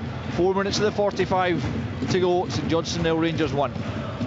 And that's the cohesion that you're looking at the Rangers attacking play. You can see Raskin, and we could see a direct pathway through into where Sima probably should be. He eventually gets there, and it becomes a little bit kind of rushed, and Tavernier tried to get the return pass into him, but it was well defended. But I just think these Rangers attacking players at this moment, they're just not fully aware of what their teammates are looking for, and what they're actually, like, their movements are not really aligned at this moment. Roof lets that run for Sima, and that is better. Back with Roof now. Sima once more on the edge of the penalty area. Gets the break of the ball, gets the shot away, but it's a tame one. And Mitov just goes down to his right and gathers that ball in. But that was better link-up play, certainly, between Roof and Sima. Yeah, and I think when you seen Roof coming in, I think it was his first start for a long time against Ross County a few weeks back. He made the difference in that regard, because he moves. He's a striker, so he wants to run beyond when the number 9 comes off. He's got good movement. He's a clever link-up player. He could be a really, really important player for Rangers if they are going to turn the corner and get this season back on track after a relatively poor start. Davies under pressure from Kane, high up in the air. Davies will go and contest it once more. In came Kucheravi, but it breaks the way of Goldson eventually, who just nods it back to Butland. 2.5 minutes left, plus I would imagine lengthy stoppage time. Danilo's goal, the only one of the game so far, came on 16 minutes. But he suffered a head knock in scoring, as did Liam Gordon, in trying to stop him scoring. And both players have since departed. Here's Matt Smith, pokes it to Considine, manages to keep it in on the left-hand side, back to Costello and then Phillips. And Sam McClellan picks up midway inside his own half. McClellan, the replacement for Gordon in the early stages. Ben Davies picks up the loose ball though for Rangers. Back to his central defensive partner Goldson, who finds Rascan into the feet of Lammers on the halfway line, trying to spin away from Smith. Back to Tavernier instead. And now Goldson midway inside his own half, just nudges that to the left for Davies, and back with Goldson. Lundstrom picks up on the halfway line, out to the right hand side for Tavernier. He's closed down by Costello. Lammers tries to get the ball back to him. It breaks eventually for Sima. Good defending though again by Considine, who was ultimately fouled by Sima. And he might not have the pace of Sima, Andy Considine, but the first yard or two's up top, Kenny, as they often say, as the veteran defender, has marshed them pretty well so far. Yeah, and that's where like Sima just needs to understand that when he was playing against, sometimes you actually need to get the ball under control before you're actually trying to turn and get and use your strength, which is his pace. But it's really good defending for Andy Considine. He's just a step ahead, and he gets his body, gets his arm across Sima's chest, gets himself in position and buys a free kick. A terrific professional over his whole career. You know, a lot of games for Aberdeen, come to St Johnstone as well, and has been very, very good. Here's Yilmaz, left hand side, just turns it back the way to Lawrence on the halfway line. Square for Goldson. Pretty pleasant day in Perth after a bit of a deluge over the last 24 hours, but the sun has begun to come out to play. Plenty of clouds though still in the sky as Tavernier comes forward, right hand side. It's another inviting ball into the box. Sima was just a yard behind it, but Yilmaz will keep it in on the far side, tries to get it in from the goal line. Left hand side, Roof rises, but his header well over the top, couldn't rise sufficiently to get the header downwards instead, and it will be a St Johnstone goal kick as we approach injury time here at McDermott Park. St Johnstone 0, Rangers 1. That's another wonderful ball, and initially for James Tavernier, it found itself all the way through to the opposite side, and it was picked up by Ridvan Yilmaz. But you can see Roof, he straight away knows what's going on. He just peels away towards the backside of that penalty spot, and like you say, probably just a little bit too high for him. Couldn't get over it and get his header on target. 5 minutes added on at the end of this first half for the stoppage that followed the Rangers goal, with Danilo and Liam Gordon both suffering head knocks. St Johnstone though have got themselves a free kick inside the Rangers half for Ben Davies being all over Chris Kane as the ball came forward, and it's a decent looking position for St Johnstone to try and manufacture an attempt that might bring them the equaliser here before half time. It's about almost at the midway point. The Rangers half, right of centre. Graham Carey and Max Kucheravi over it, both left footers looking to deliver, with the Rangers defence trying to hold the line about 5 or 6 yards outside the box. Clipped forward by Carey for Kucheravi, who just plays it into the arms of Jack Butland. Not a bad idea again as Kucheravi burst forward down the right channel, and Carey found him pretty well, but the ball into the box from Kucheravi wasn't good enough. Into the arms of Jack Butland. St Johnstone 0, Rangers 1. Once again, nice move by St Johnstone. Just the final execution of the pass from Kucheravi just wasn't there again. It was on his weaker foot. He couldn't get enough on it, straight into the arms of Butland. But and very inventive by St Johnstone from set plays. Well, that's the word I was just going to use. Very, very inventive. But I just can't help but think, with a minute to go, 2 minutes to go in the first half, would it be better just putting it in there and making Rangers actually defend? I mean, they've actually worked it really, really well. But again, they're not going to get away with that one again. Whereas at the end of the half, it might have been better just putting it into that second 6 yard box and letting the big lads go and attack it. Yeah, I reckon there's something to be said for that, as Lammers sells Tavernier a bit short and St Johnstone pinch it, but Lammers managing to work it back. Phillips in to play it off Lammers. It'll be a St Johnstone throw in on the halfway line. A couple of minutes of injury time already played, 3 to go, as Robinson hurls it down the left for Costello, but it's gone straight out of play, and it will be a Rangers throw in taken by Tavernier back to Goldson, who turns it back to the 6 yard box to Butland with the ball at his feet.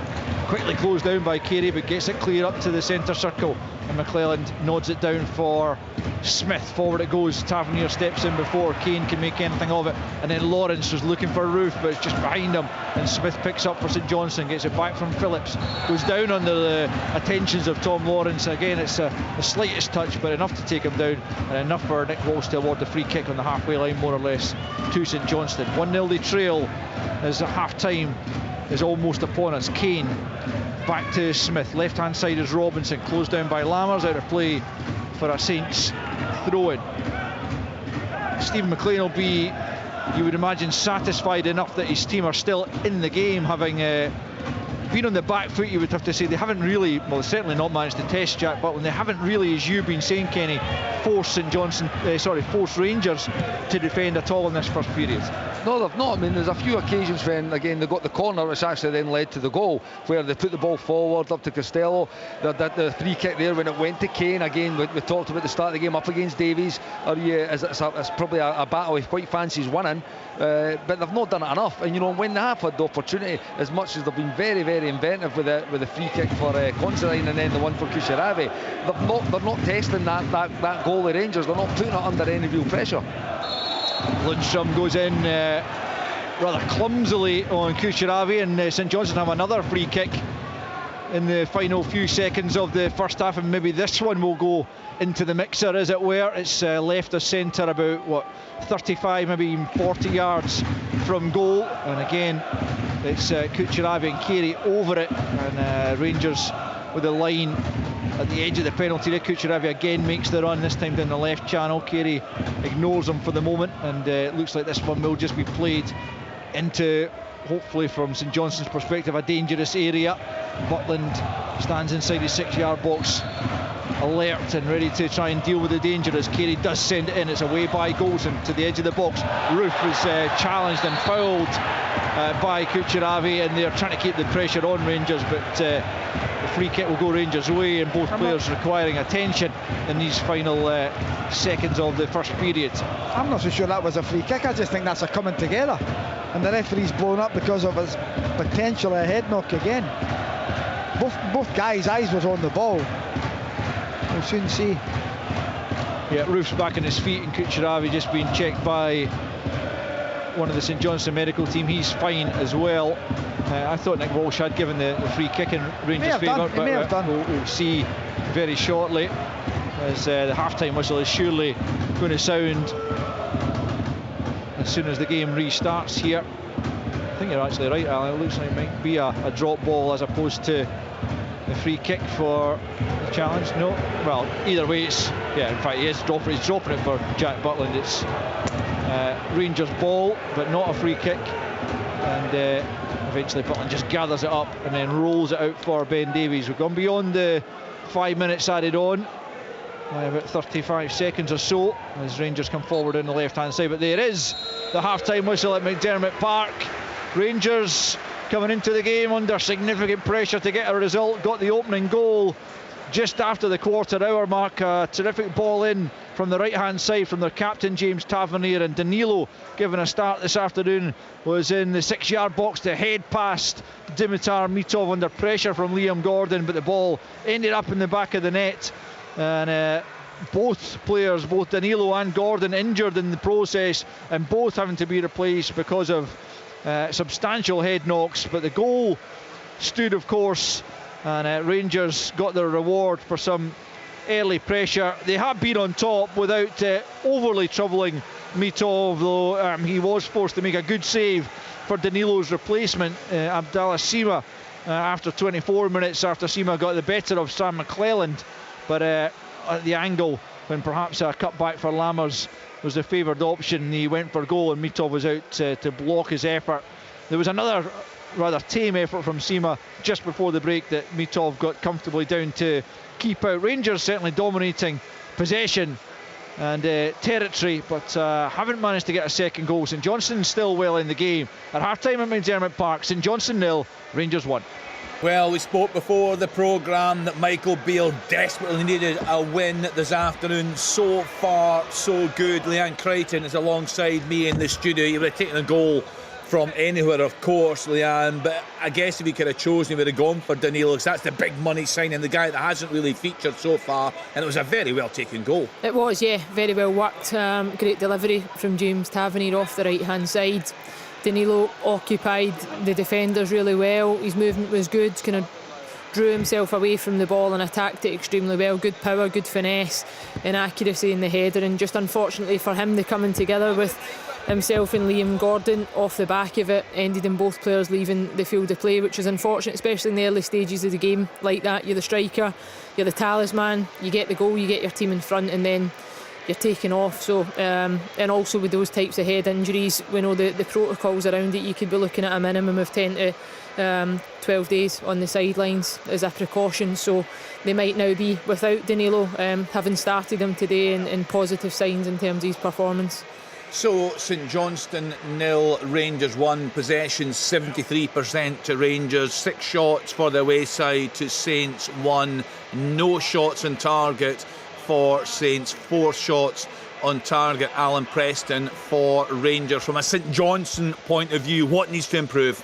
They need to try and get a foot in the hold in the game and get on the ball if they can, wider areas. I think they can get joy down the left hand side because Rangers like to push Tavernier on. There is a chance to get someone forward. Costello on that side's done okay at times. Robinson's able to back him up as well. Carey's looked dangerous. It's all come down the left hand side. Set plays, they've been very inventive, so we can look at that in the second half. If it's still 1-0, can they force the game? They're going to have to change something though, Kenny, because it's just waves of attack. Rangers get a lot of the ball, but I still think Rangers are moving it too slow. But if St Johnstone can hang in and it's still 1-0 with 15-20 minutes to go, Stevie McLean will start to push men forward. They'll start to change the shape a little bit, and they'll start to take more chances, and for them they'll be hoping to get right back in the game with that. We spoke before the game, Kenny Miller, about the Rangers team. 6 changes made today by Michael Beale. What's worked for you? I think obviously, again, Danilo through the middle as a number 9. I think fans have been screaming on that to actually happen. And obviously we've only seen a limited amount of him, obviously due to the injury, but he started brightly. I think Tom Lawrence coming into the team, I think he gives you something different. I'm really actually excited to see both Tom Lawrence and Todd Cantwell in the team, to be honest with you, because I think they're 2 wonderful football players who could really link up together. But I think it gives you forward running. He has looked, if anything, probably the most energetic in the Rangers front line of the changes that were made.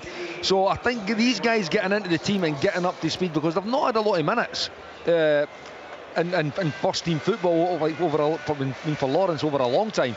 But Danilo again coming to the club, I've just not seen enough of him, and again it's really unfortunate he's had to pick up an injury. But Kamar Roof again, he's always been a positive. He looks lively, he's been on the end of a cross, he does offer really good movement, and like I say, between Lawrence, between Roof, I think they've shown up pretty well. And I must say, I think Sima, once you give him the right type of service, which is over the top service, he balls in front of him that he can chase on and use his pace and his power, I think he's been pretty effective as well. And with that movement, Lammers can come into play, Roof can come into play, Lawrence can come into play. That's been pretty good. Again, on the defensive side, St Johnstone have not probably put Rangers under too much pressure. It's been quite a comfortable afternoon so far for the defenders in Jack Butland. But in an attacking sense, which is where you'd expect to see Rangers, Alan's right, they've probably moved that a little bit slower. There was maybe a wee 3 or 4 minutes after the goal where there was a wee bit more energy, a little bit more zip to their play, but it has fell flat again. So I think Michael will be looking for that cohesion to improve in the second half,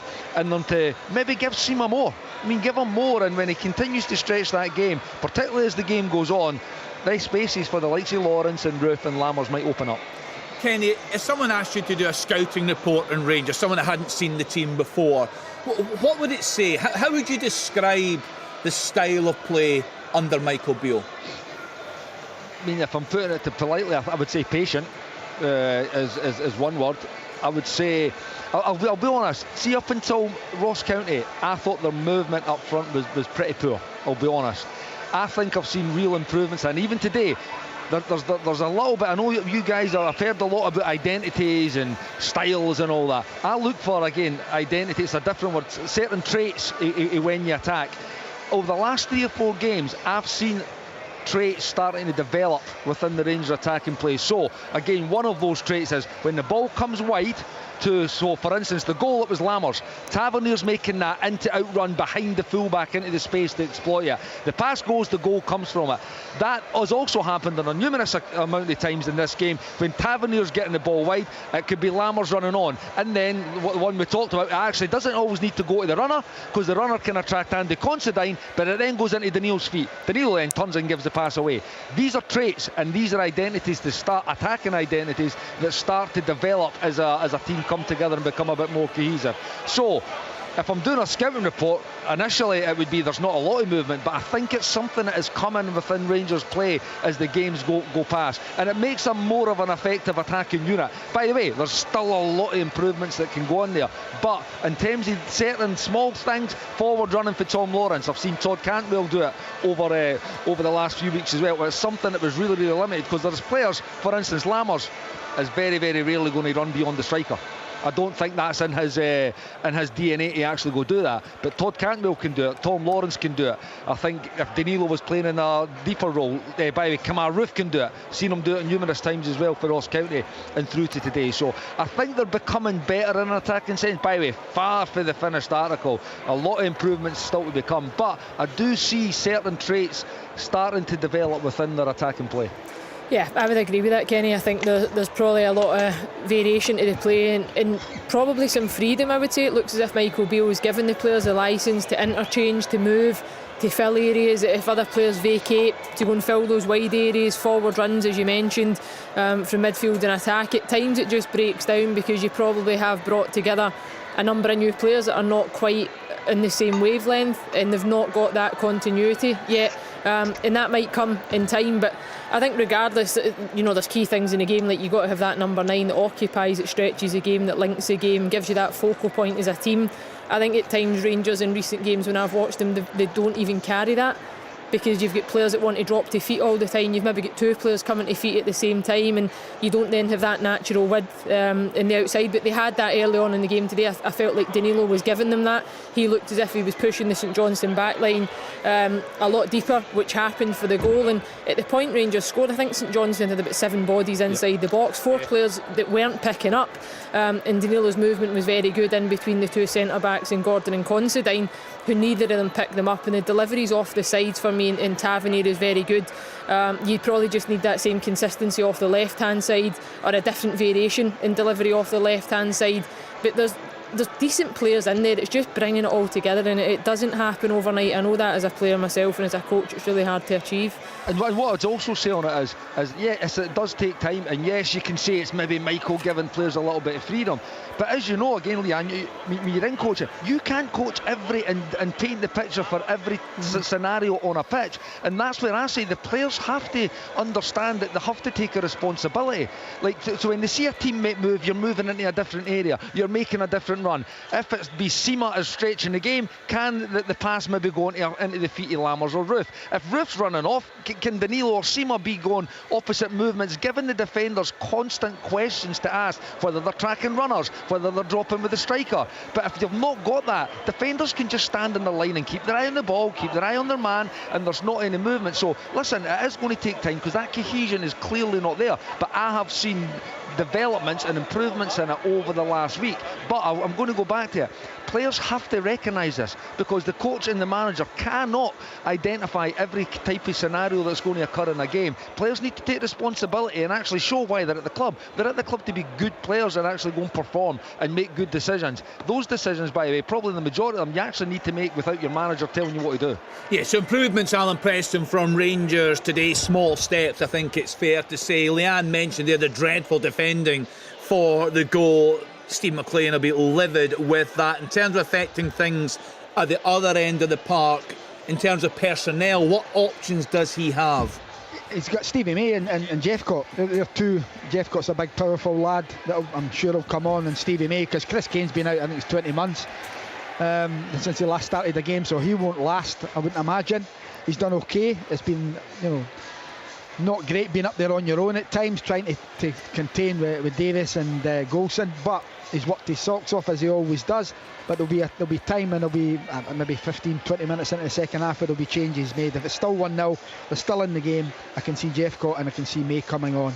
They have young Tony Gallagher as well, young lad from Liverpool, who's obviously here now, and he can come and play on the left, because Costello started the game really well but then picked up a yellow card and faded out a little bit. I'd like to see more from Kusharavi, I really would. I think he has been difficult for him out there.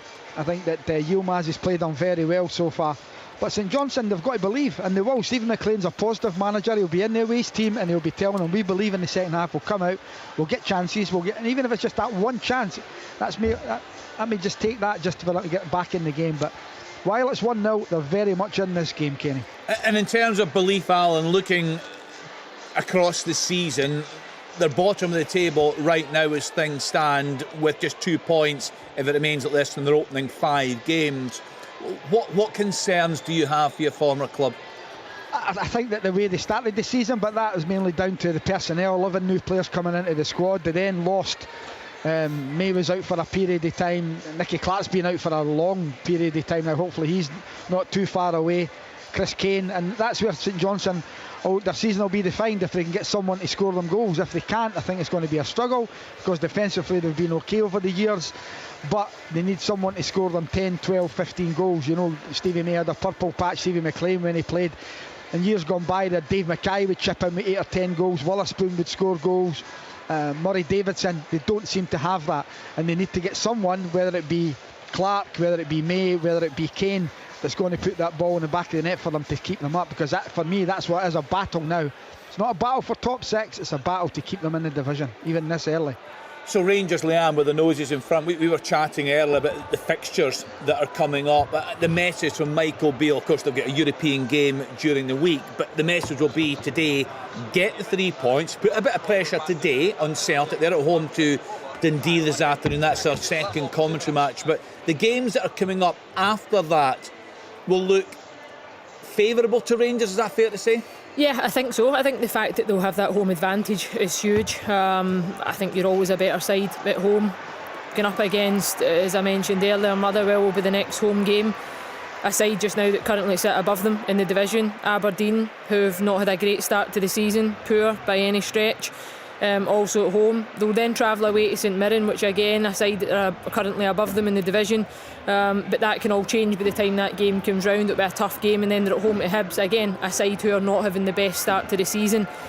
So yeah, get the 3 points this afternoon would be the message. If you can keep the clean sheet, whether it remains 1-0, 2-0, 3-0, whatever it may be, 3 points is absolutely all that matters. In all of these games, 3 points is all that matters when you're under pressure. If in that time you can start to find form, and then you start, as I think as Old Firm goes, you look across the city and see what your counterparts are getting up to. And when you look at the Celtic fixtures, which we can probably touch on later in Open All Mics, theirs actually looks less favourable when you look at the two different sides and what it shapes up like. So, but 3 points it is all you're looking for. As I said, with the early kick-off, it's huge. You need to get the job done, put pressure on Celtic, Motherwell, St Mirren, the teams above you in the table, and see what happens with the rest of the afternoon. Yeah, a full top-flight card for you today. Just a marker, the Livingston team bus has broken down between Aviemore and Dingwall, and they have requested a delay to kick off in that game, so keep you posted on that. Looks very likely now a delay in that game, Ross County against Livingston. Let's then get back to our first commentary of the afternoon. St Johnstone against Rangers with Alan Preston, Kenny Miller and Alistair Lamont. Yeah, back underway for the second half. St Johnstone kicking us off. No one got fewer home points last season in the Premiership than St Johnstone, and the draw against Dundee here last time out is the only time they've avoided defeat at home so far this season, losing 3 as Lammers goes in rather heavily over on the far side, and it will be a St Johnstone free kick. Nice sunshine actually here now in Perth as it begins to warm up a couple of degrees, but still, this game very much all to play for. Rangers having enjoyed the the better of the first period with a goal advantage, but St Johnstone now with a free kick over on the left-hand side and a chance for Graham Carey to try and put some early pressure on the Rangers defence with a good delivery here into this penalty area. It comes. It's eventually cleared by Roof. It looked like it was going to bobble about a little bit in there with a bit of indecision to begin with, but Roof hammers it forward. Now it's Lawrence, and he's taken out of play there by Matt Smith, and that's definitely going to be a yellow card, because Rangers potentially were going to be away on the counter once more, and an early second half booking for the centre midfielder Matt Smith of St Johnstone. That must be the frustrating thing for Stephen McLean, because again, they had the free kick, the ball's kicked out and it's a free header back into the box, but they're exposed man for man at the back. Smith's turned and he has no other thing on his mind but to pull the Rangers player down, and he has to take the yellow card. Davies has it at the back for Rangers, feeds it forward for Lawrence. It's knocked off Lawrence by McClelland, and then breaks kindly for Dimitar Mitov in the St Johnstone goal, who gathers before Sima can get there. And it's still 1-0 to the visitors. Bowled out overarm by Mitov for Robinson to pile forward down the left-hand side. Now it's Costello, faced up by Tavernier, tries to nick the ball beyond him, but he's just played it out for a goal kick rather tamely, the winger there, and Jack Butland has the ball back in his possession. A couple of minutes gone in this second period. St Johnstone 0, Rangers 1. It's so annoying that when you give Robinson's ran 50-60 yards with the ball, he gives it to Costello. Costello loses it, and then the first thing the winger does is berate his fullback. Now you've played both positions, Alan, so you annoys me, that, Alistair, honestly. Here's Goldson just outside his own penalty area, back to Butland, quickly closed down, gets it clear, good pass for Lawrence, who has Yilmaz outside him. I'm not sure why he didn't use him, goes through the middle instead for Sima, and that's defended well by a combination of Considine and McClellan, but the pass looked on to Yilmaz, who was bursting down the left-hand side, Kenny. Yeah, it was a brilliant pass out for Jack Butland to find Tom Lawrence, and he had sucked the full back in, and like you say, he had created that space just to roll it out for Yilmaz. If he had just kind of held on to it a little bit longer, he could have allowed Yilmaz to be actually on the back line, released him, and he would have had half a pitch to run into. St Johnstone have it, right hand side. That's a good bit of play there from Olafunwa, trying to link with Carey, but Rangers have got it back. But Davies has sold his goalkeeper shot. Down goes Chris Kane, under pressure from the goalkeeper. Nothing given by Nick Walsh. As St Johnstone howl for a penalty. It was a poor back pass by Ben Davies, and it will certainly be looked at by VAR, who's Gavin Duncan this afternoon. But Nick Walsh decided there was no contact there between the goalkeeper and Chris Kane, who went to ground, and it's out now for a throw-in, and now we'll have the chance for the VAR to check out what happened. My honest opinion, first time he's seen it, I don't think it's a penalty. And I think you can also look at the reaction of Chris Kane, because if he thinks he's been fouled, he's going crazy in that box. He just sits up with his arms out. I don't think it is, but that's me just seeing it live. Yeah, it doesn't look like there is a lot of contact, but as we know, when VAR are looking at it, if there is any contact at all, Nick Walsh will be called upon. But there we go, let's check over. Yeah, the VAR, Gavin Duncan agreeing with you, Alan. There was nothing in that, but certainly Ben Davies putting his side in trouble there. I've always been a believer, Alistair, when if somebody feels hard done by, you can tell by the way they react. And Chris Kane there just sat up. He just sat and had his arms out as if to say, is it a penalty? I'm not sure. As where if he has been brought down, he'd be going crazy. Yeah, bang on, because there was no contact, or very, very little contact. He could definitely have stood up. He's round, he's got a tap in and an empty goal. Always kind of it bemuses me when strikers choose that kind of action there, because you've got an open goal. Here's Costello for St Johnstone. Carey for Kane, back with Carey just outside the Rangers penalty. Left hand side is Robinson trying to get the cross in. It's a deep one. Butland has to back pedal and touch it over his own crossbar. Couldn't be sure that was going to go over of its own accord, and just touches it over the bar in the end for a St Johnstone corner. It's better from the home side. Yeah, it's a cross into the box from Robinson. It's not a shot. The keeper has to react, but it's been a good start to the second half by St Johnstone. Certainly offering more in an attacking area than they did in the entirety of that first period. And it's a corner kick here on the right hand side to be taken left-footed by Kucheravi. And it comes as a St Johnstone player, Chris Kane, hits the deck. It's to the back post. Again, nothing given by the referee, but howls from the home crowd but there was a foul as Lundstrom plays it forward, and now Sima could be in here. Sima has a crucial touch there from Robinson, and Mitov able to come out and just knock it out for a throw-in. But if Robinson hadn't got the touch there, Sima was away. You know, I thought he should have been away. I thought the minute that ball dropped at Lundstrom, he should have just took off. There was over half a pitch to run into. I just think it would tough to see it again, as he just hesitated with his run, but it was a brilliant touch because he was going to be through one-on-one. Sima. They must be looking at the block in the box on Chris Kane. Yeah, they are indeed. I've just seen a rerun of it myself, as I think he was trying to escape the attentions of Tom Lawrence, and it was an arm round Chris Kane to an extent, and maybe there was a clip on his foot as well as he tried to escape. Kane, I don't know if you can see much from that angle of the monitor, which is away to our right, but it's another one for Gavin Duncan to look at in the VAR. And I think there could be a call across here, because there is a coming together of players, but it's just, you can't get away with anything in a box now when you've got VAR there. It does look like Chris Kane is ahead of Tom Lawrence, and Tom Lawrence is trying to gain ground, but no, he's went again. Check over again, play continues.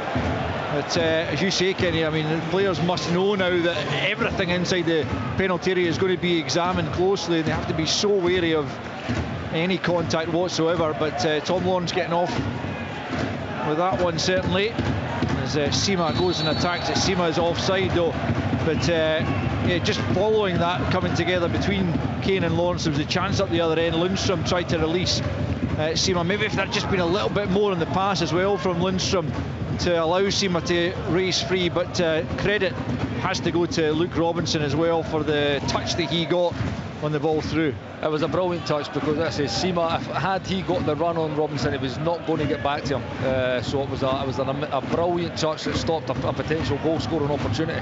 53 minutes in, still St Johnstone 0, Rangers 1, but St Johnstone have had more of the attacking play in the second period than they enjoyed in the first, that's for sure. Rangers still look a threat on the counter as Yilmaz prepares to take the throw in midway inside his own half, left hand side, waving his teammates forward, then goes into the midriff of Roof, but he's lost out to Kucheravi, and now it's Smith driving towards the Rangers penalty area. They've always had a good old talking to at half time, St Johnstone, as the ball's played into the 6-yard box, and Costello within centimetres of connecting with Carey's cross. Behind it goes for a goal kick, but my goodness, that was close. That was a great ball in from Carey, really good on his left foot, cuts back, wonderful ball in. Kane's not far away, Costello must have been inches away from knocking it into the back of the net. Really good play by St Johnstone. It's a different St Johnstone at the start of the second half. They need to keep it up. It certainly is. And another close call inside the Rangers penalty area. I know that our pitchside reporter Mark Downs had an opportunity to closely examine that VAR check on Tom Lawrence on Kane, but we'll hear about that in a second as Roof comes into the penalty area and wins himself a corner. Martin, what have you seen? Yeah, I think it probably feels like the right decision. Tom Lawrence definitely has his hands on Kane, but I think the argument would be that Kane was down a little bit softly. There's not too much in it. Thanks, Martin. Rangers have a corner then as they look to give themselves a cushion in the game, leading by a goal to 0, but a second goal could make so much difference, especially they don't want to be going into a nervy final 20 minutes or so with just the 1 goal advantage. Here's Tavernier then from the left hand side, right footed, sends it to the back post. Davies and Goldson both attack it. Overhead kick from Sima, never in any danger of being on target. Behind for a goal kick. St Johnstone 0, Rangers 1. Yeah, it's been a good start from St Johnstone. You know, I don't think he's made too much changes at half time, as in, you know, shape wise it seems to be the same. Carey's just off of Kane. You know, but St Johnstone, I think they're maybe playing 5 or 10 yards further up the park. Raskin's not getting as much room, Lundstrom the same. They're trying to get in the Rangers players' faces. Here's Lammers inside his own half, back to Tavernier. Yeah, certainly a bit more intensity from the St Johnstone players. Rangers trying to play around them there, and Raskin's got the better of Phillips. Can he feed Sima on the right hand side? Sima looking for Roof. It's cut out well by McClellan inside his own 6-yard box at the expense of a corner. It's great play for Raskin. I just feel he maybe made the wrong choice. I think he could have slipped Kamal Roof in. He was already on the run, but he was going to take one touch past McClellan and he would have been on goal. They chose to go out to Sima, who then tried to find Roof. Good defending, chance for the corner for Rangers. No, not a clue what Dan Phillips is doing there. He pulls out a challenge. He's a robust player. He pulls out the challenge we're asking. He's got to go and win the ball. And he was favourite as well, Alan, wasn't he? Lammers with the corner then on the right hand side for Rangers. 11 minutes into the second period. Out swinger. And Nick Walsh has spotted something going on inside the penalty area. And it's been a St Johnstone. Actually, did it swing out before it came back in? That's what it was. It was actually Tom Lawrence, I beg your pardon, who took the corner. It's a free kick. No, it is a free kick that was given. That's twice in like a minute. I think Rangers have just made the wrong choice. Seema laid it off to Roof. I think Roof should have gave it back to Seema as he was on the run. Roof chose to go 1v1. This time it was Raskin. He chose to go to Seema rather than go to Roof. Wee things, these wee little decisions, they're not like overly going to cost Rangers, but I think they've maybe just cost them an opportunity, a better goal scoring opportunity than what the decision was actually made. Yeah, mentioned that in the first half, about that kind of final ball, final decision in that critical area of the pitch where the difference between a goal and a missed chance is so slim at times. Yes, and it's easy to up here as well when we can see the whole picture. I get that, but That's my goodness, that's dreadful. Yilmaz is who's fouled Kucheravi. He got up far too early for the header and he was trying to almost hang in the air, but he's gone in very high on Kucheravi as a result of that, and I don't think it was intentional, but it looked very, very poor from Yilmaz, and I wonder if the VAR will have a look at that. It's totally mistimes his jump. He's up in the air and it's like a karate kick on the side. Yeah. He's had a talking to certainly from Nick Walsh, who I think realises it was unintentional. It was just mistimed, wasn't it? But nonetheless, it could have really endangered Kucheravi there.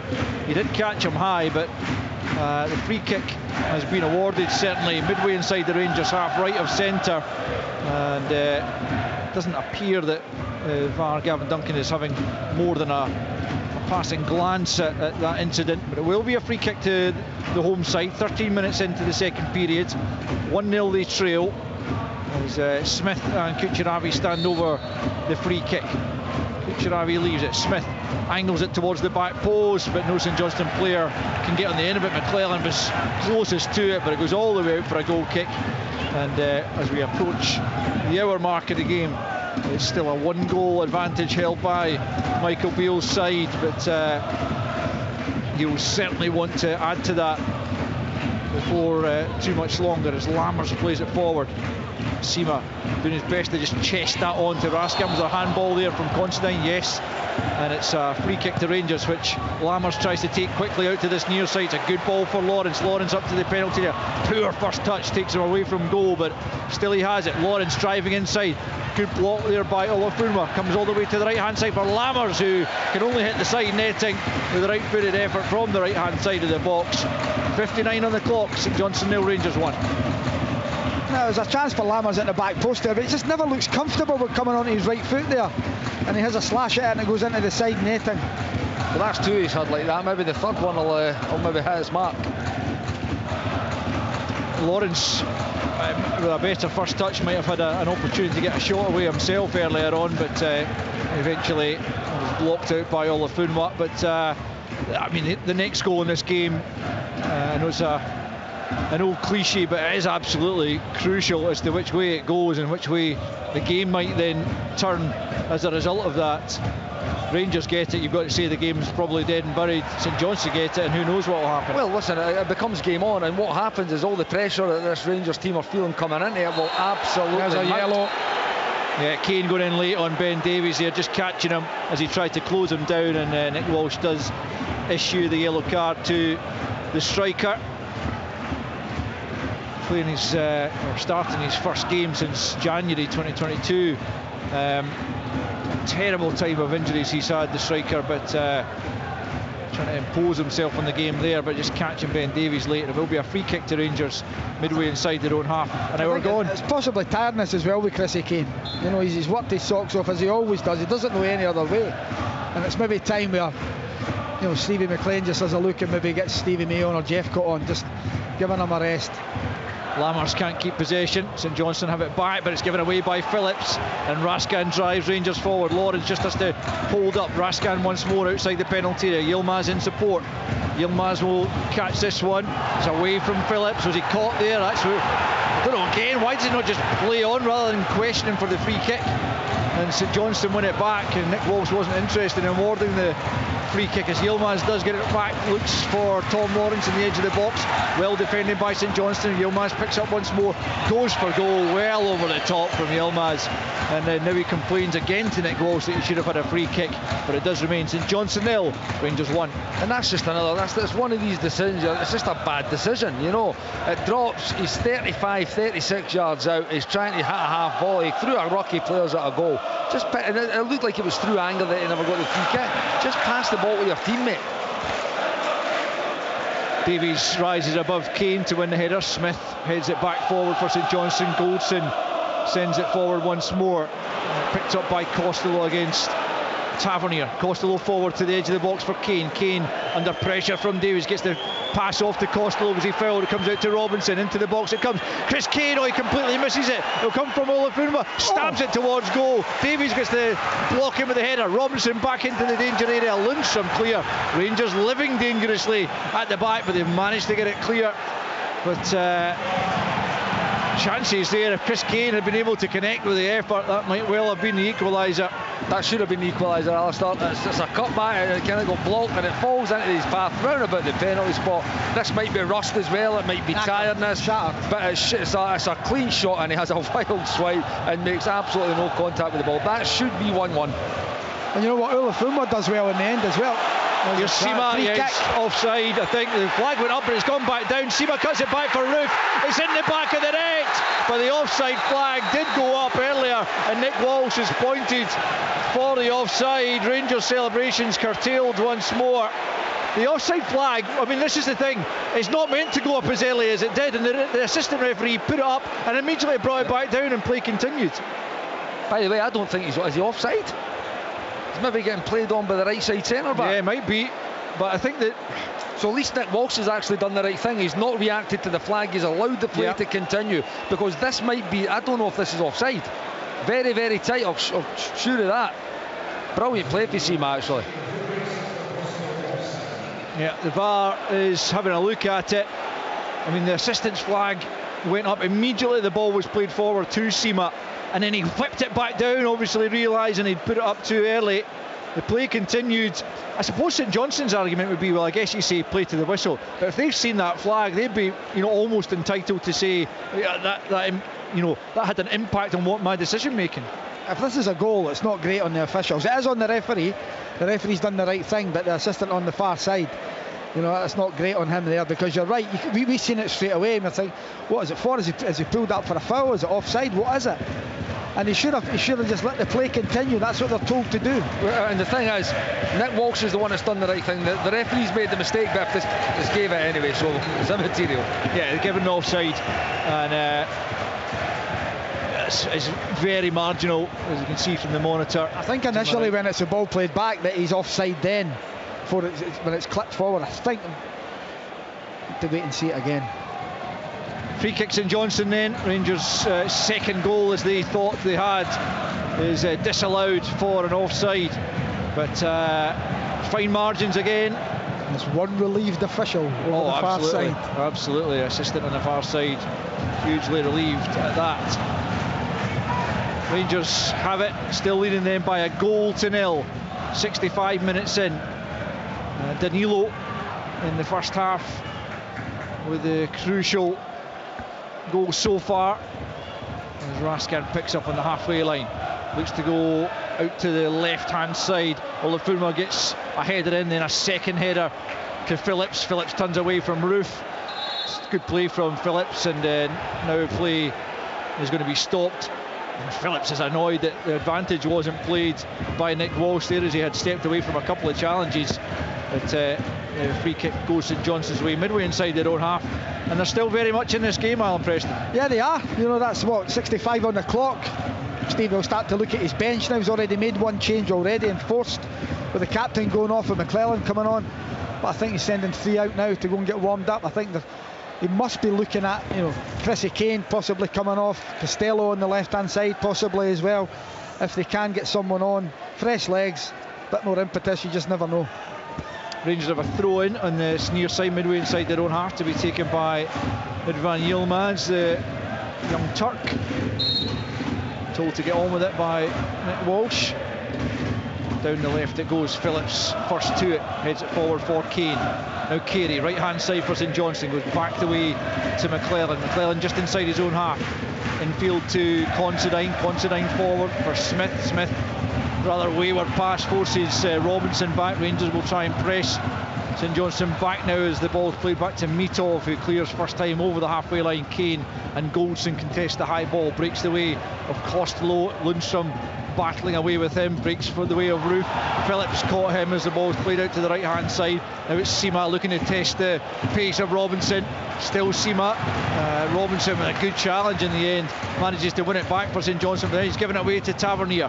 He looks for Lammers. Smith in the way and out for a throw on the far side as we approach the midway point in the first half. Still a slender advantage for the visitors. It's a more competitive second half. Here's Lundstrom, good turn, tries the rather ambitious shot, blocked back the way of Sima. Sima forward for Tavernier. Considine just sees it out of play, and a goal kick goes the way of St Johnstone. 1-0 Rangers. Yeah, I was saying there it was more competitive. You know, St Johnstone are playing further up the park, further into the Rangers players' faces. Rascan and Lundstrom aren't get as much time on the ball. That first half, if it was easy for them just to knock it about between each other and just play passes from left to right, this time they've stepped on St Johnstone. Smith, Phillips have all moved on further up the park and closing the Rangers players down. It's more difficult for Rangers. Incidentally, I heard at half time from Martin Dowden, our pitch side reporter, that both of the substitutions earlier on were down as concussion substitutions, so both sides from that point of view would still have their full 5 substitutes available beyond the ones they've already made. It's one of the better rules that they've come away with. I agree. Goldson out to the right hand side for Lammers, who perhaps hasn't made the impression he would have hoped, the Rangers fans would have hoped, and he's given it away. He's trying to win it back from Carey. Phillips though gets the pass off to Smith. Carey once more, he's lost it to Lundstrom in a dangerous area. Lundstrom now slides it to Sima inside the penalty area, left hand side. Standing him up is McClellan, tries to take him on, but McClellan does well at the expense of a corner, just makes the interception. It will be a Rangers corner on the left hand side. That's 2 or 3 times now, Alan, that's happened. But St Johnstone midfielders losing the ball in the middle of the pitch to Rascan, to Lundstrom. You're putting your defence under so much pressure in those situations. It's Carey, you know, he's trying to nutmeg someone. Lundstrom in the middle of the park. You know, game-related incidents like this could cost you the game. You know, instead of being up the park with a sensible pass, you've tried a nutmeg, you've lost it, now you're facing a corner. Yeah, great if it comes off, but pretty dodgy decision making as Nick Walsh tries to ensure there's no nonsense going on inside the 6-yard box before this corner kick is taken by James Tavernier. Stevie May's stripped down below us, but it won't happen before this corner kick is taken. Tavernier and Lawrence stand over it, but Lawrence leaves the scene. Tavernier back post ball, good glove to it, but Goldson get the strike away, but it's over the top from Goldson. He was never really set to take that on his left foot. Pretty ambitious from the centre back as Stevie May prepares to come on, and you would imagine that would be a straight swap for Chris Kane. No, it's not. Kusharavi is being bold. Well, as we said, you know, it's got to be bold. We've now got to what, within 20 minutes of the final whistle. So Stevie May will come and play just off of Chris Kane. So it'll be Kane up, May off him. And very, very bold from Stevie McLean. Carey one side, Stello on the other side. Goal kick taken by Mitov. We've got 20 minutes left of the 90. Rangers lead by a goal to 0. Looking to narrow the gap on the teams above them prior to the 3 o'clock kick-offs. Remember, live commentary to come of Celtic against Dundee and open all mics with reporters at all the top flight games and a couple in the Championship as well. And Kenny will always keep you across all the goals that go in elsewhere in the country. As again, St Johnstone give the ball away in a dangerous area. It's Roof this time to pick up and feed Tavernier right hand side. early ball into the box. It comes off Robinson, who's having a go at his more experienced counterparts in the middle of the park because they have been lax on occasion. And as you said, Alan, just a moment ago, it could really cost St Johnstone. And again, this time it's Smith. He just looks tired. It's a miscontrol in the middle of the park, and Rangers are on the attack. And instead of them attacking, and with the positive change that the manager's made, they're now having to defend yet another corner. Yeah, corner kick from the right-hand side is taken by Lawrence back to Tavernier. Tavernier sweeps it in, rising was Roof. He can't get a clean header, and there's a free kick that's gone St Johnston's way. Why on earth does he stop to play there with Considine breaking out of the penalty area and no Rangers player near him? Stephen McLean's going crazy at the fourth official, and he's right enough to do that. If he thinks it's a foul, which it is, let the game play on. Considine's got maybe 40 yards with no one near him. Stevie McLean's going mad down there. I'm not sure how fast Considine would have got up the pitch right enough. But yeah, I get that, but it's not the point, Kenny. It's, the referee's too quick with his whistle there. I think there might be a check going on here, but I'll tell you what is going to happen. Stephen McLean's going to get booked for his reaction there. But no, listen, you can't do it. I get that, but that all comes because the referee blows up too quick. Ravi Matondo preparing to come on for Rangers.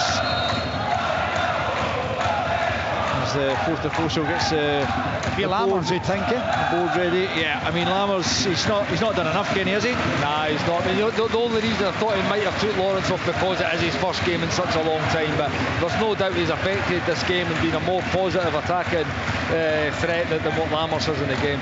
A lot of nice touches, but there's not a lot of penetration. There's very, very little energy, and off the ball, as you've seen right at the start of the second half, trying to chase Robinson back, he's not really got that pace to get back either. That's the first time I've seen him, Kenny, live. Is that his play to play? He's out there, wide and the right. Inside, but he's in this way, he's inside, so he's playing as one of these inside forwards, in behind the front, in behind the striker, but like you say, there's no real pace or penetration. Rangers have, with that substitution, Kenny, changed the makeup of that front four. Roof's gone through the middle with Lawrence in behind him and Sima out to the right. Matondo on the left as Roof gets the break of the ball. On the right hand side of the penalty area, Considine with him, he plays it for Sima. Sima into the box it comes. McClellan in a good position just to knock it away, and it's out of play over on the far side. It'll be a St Johnstone throw in. But it's interesting you asked that question, Alan, about where Lammers plays, because you could question a number of, in a positive sense, there's a fluidity about Rangers' ability to mix it up in that sense, Kenny, but also you're asking about what is their best position. Yeah, there has been. I think, like you say, there's a positive side. I think between Roof and Sima, if Roof's the 10, you can go one shorter, one longer, and that can change. But yeah, you're right, with Lammers there's a question marks over him. Here's Lawrence inside the penalty, it goes for goal, well held by Mitov. It was straight at him more or less. Lawrence got plenty of power behind it though, and Mitov had to get down, and he held it well. Still St Johnstone nil, Rangers 1:74 on the clock. It would have taken a special hit to be a goalkeeper for there, but again, good positive play for Tom Lawrence, getting up in support of the striker, beyond the striker, and getting on the end through passes. That's what Rangers have missed over the last kind of year or so in Tom Lawrence's absence. St Johnstone will still feel there is something in this game for them, trailing by a 1-0 with just over quarter of an hour left. As Sima picks up now, playing out on the right hand side, but he runs into bother from Matt Smith, and it's a good ball for Chris Kane now out to the right hand side for Carey, who's come out to this right hand side to play up against Yilmaz. A couple of step overs, Yilmaz trying to get back at him, still it's Carey though, and eventually Yilmaz does enough to knock it behind for a corner kick on the right hand side for St Johnstone. 75 played. Brilliant ability Carey has, but he just lacks that yard of pace. He goes by Yilmaz there, but the defender gets back, knocks out for a corner. Another chance for St Johnstone. Loading the box again, they're all up. McClellan, Considine, Stevie May's in there as well now. Carey, right hand side, left footed. Butland hasn't got there, but it's gone all the way beyond him and behind for a goal kick on the far side, as Butland was on the stretch but didn't get anything on it, fortunately for him. No St Johnstone players lurking. I just thought on that last attack there, Alistair, that both Roof and Lawrence and even Sima, as much as he came on as an early sub, I think they're looking a little bit leggy, and the game just got a little bit stretched, and Chris Kane managed to find a wee space in behind the Rangers midfield. That's something Michael will need to keep an eye on. Rangers have it deep inside their own half. Goldson gets it back from Davies. Out to the right hand side for Tavernier. Down the right flank it goes for Sima. Stepping in off the right, back to Tavernier. Still well inside Rangers' own half. Goldson now. He'll go for this big switch of play out to the fresh legs of Matondo. Poor first touch, invites the challenge from Olafunwa, who did dive in. However, he thought he could nick the ball. He's taken too much of Matondo for the referee's liking, and the yellow card comes out for Dare Olafunwa. And I must say, this last 15 minutes or so is just built for Matondo. You just want to feed him as much. St Johnstone have now effectively went a 4-4-2. They are a bit leggy. They've worked ever so hard to kind of stay in this game up until this moment. Get the ball to Matondo and let him get at this fullback 1v1, particularly now that he's been booked. Yeah. Olafunwa has to be very careful now. He's got a flying machine against him. Tavernier back to Goldson, midway inside his own half, square for Davies. Davies looks forward, finds Matondo. He's quickly challenged though by Phillips. Plays it up to May. Carey looks to just lift it over Yilmaz, who just sees it out of play. I think that's a free kick actually. It's gone Rangers' way for a slight shove in the back there of Yilmaz, who was certainly looking for it. And the free kick is taken to Davies. Plays it square for Goldson. Goldson goes long. He's certainly got a good long pass on him, Connor Goldson, but couldn't find Sima on that occasion. Remember, Rangers in European action on Thursday as Real Betis come to town and looking to get off to a positive start in their Europa League campaign and try and get somewhere near a repeat of their exploits of a couple of seasons ago when they went all the way to the final, which coincidentally was in Real Betis' hometown of Sevilla. Not losing out on penalties. Time try Frankfurt as Sima tries to go beyond his man Luke Robinson. He cleverly backheels it off Sima and gets his side a goal kick. He's done well actually, the young left back in this game. 13 minutes to play. St Johnstone 0, Rangers 1. He has. I think St Johnstone have played well. I really do. You know, Rangers spent a lot of money on this squad. St Johnstone haven't got a penny to their name. They've posted figures of 1.5 million losses. Yep. You know, but the team out there are giving their manager absolutely everything, and it's still 1-0, 13 minutes to go. They'll believe they can get at least a point out of this game. They've got to keep pushing. Davies wins that above Kane. He's actually done pretty well against Chris Kane. Thought that might be a battle that Kane would feel he could get the better of Ben Davies, especially on his first start of the season. 6,967 inside McDermott Park this afternoon watching Matt Smith come forward, but Davies steps in and wins it back for Rangers. Good play by Raskin to get away from Phillips. Now Lawrence looks for Matondo. He's away from Olafunwa. Matondo, can he finish it for Rangers? He can! Rabi Matondo off the bench to score Rangers second, and surely now that puts the game beyond St Johnstone. And just as the guys were saying, release Rabi Matondo, feed him in behind, and his pace on the pass from Tom Lawrence, which was inch perfect, and Rabi Matondo in off the left hand side to slot it past Dimitar Mitov. It's St Johnstone 0, Rangers 2. And it's a brilliant pass. Well, again, don't even think, I think it was Tom Lawrence that played the pass. He just takes a touch with his left, and he knows he's got the flying machine of Matondo on his left hand side. He just slides the pass in front of him. He's got a quarter of a pitch to hit. Matondo gets in, one touch, two touch, sets himself perfectly, slots it in the corner. Like we say, the second goal was always going to be important, and that should be game over now for Rangers, and 3 points. That's a brilliant finish. Just opens his body up, Kenny, and passes it into the bottom corner. Confident finish. Lightning quick. We just said that, how quick he was. Get the ball to him and cause all sorts of concern. Long way back now for St Johnstone. They've played well, still in the game in 79 minutes, but that'll be all 3 points now. And that's the benefits of the squad, though, isn't it, Alvin? You've got the bigger budgets, the bigger clubs. Look at the guys that you're bringing on and how they can impact a game. I mean, these games are tailor-made for Matondo. Yeah, he's a player though, Kenny, who's playing with so much more confidence than last season. I mean, Rabi Matondo of last season wouldn't necessarily have slotted it so coolly beyond Dimitar Mitov, but it was no question that when he got through into the penalty area there that he was going to score, just as he did against PSV at home. That was a good finish as well, and he certainly looks like a player who's been reborn over the summer. Yeah, listen, he's built his way back into Michael's plans, but it did look like he could have been another one of these players that was maybe heading towards the exit at Ibrox. But he got that first goal. It's the same finish. Just he's had to take a few touches and steady himself today on this. But he just opened up that right boot, slotting it past the goalkeeper into the bottom corner. Dan Phillips has gone down, and there's a bit of confusion as to whether the ball's to be knocked out of play or Nick Walsh has eventually just stopped the game. I'm sure he could make the yard off the pitch, surely. I'm not so sure. I think he's got a dull one here. I think he might have, could be his Achilles. He's gone here. He's certainly getting treatment quickly. Michael Beale was quick to actually express concern for him. He went down just in front of Michael Beale's technical area. No, he's back on his feet actually. Just as Matondo skipped away from him, he just went down, and hopefully it's not a serious injury. He might well be replaced here anyway, as St Johnstone make a couple of changes. I think they're going to come too late to really impact the game. 27 is Jay Turner-Cook, and number 8 Cammy McPherson are both going to enter the fray.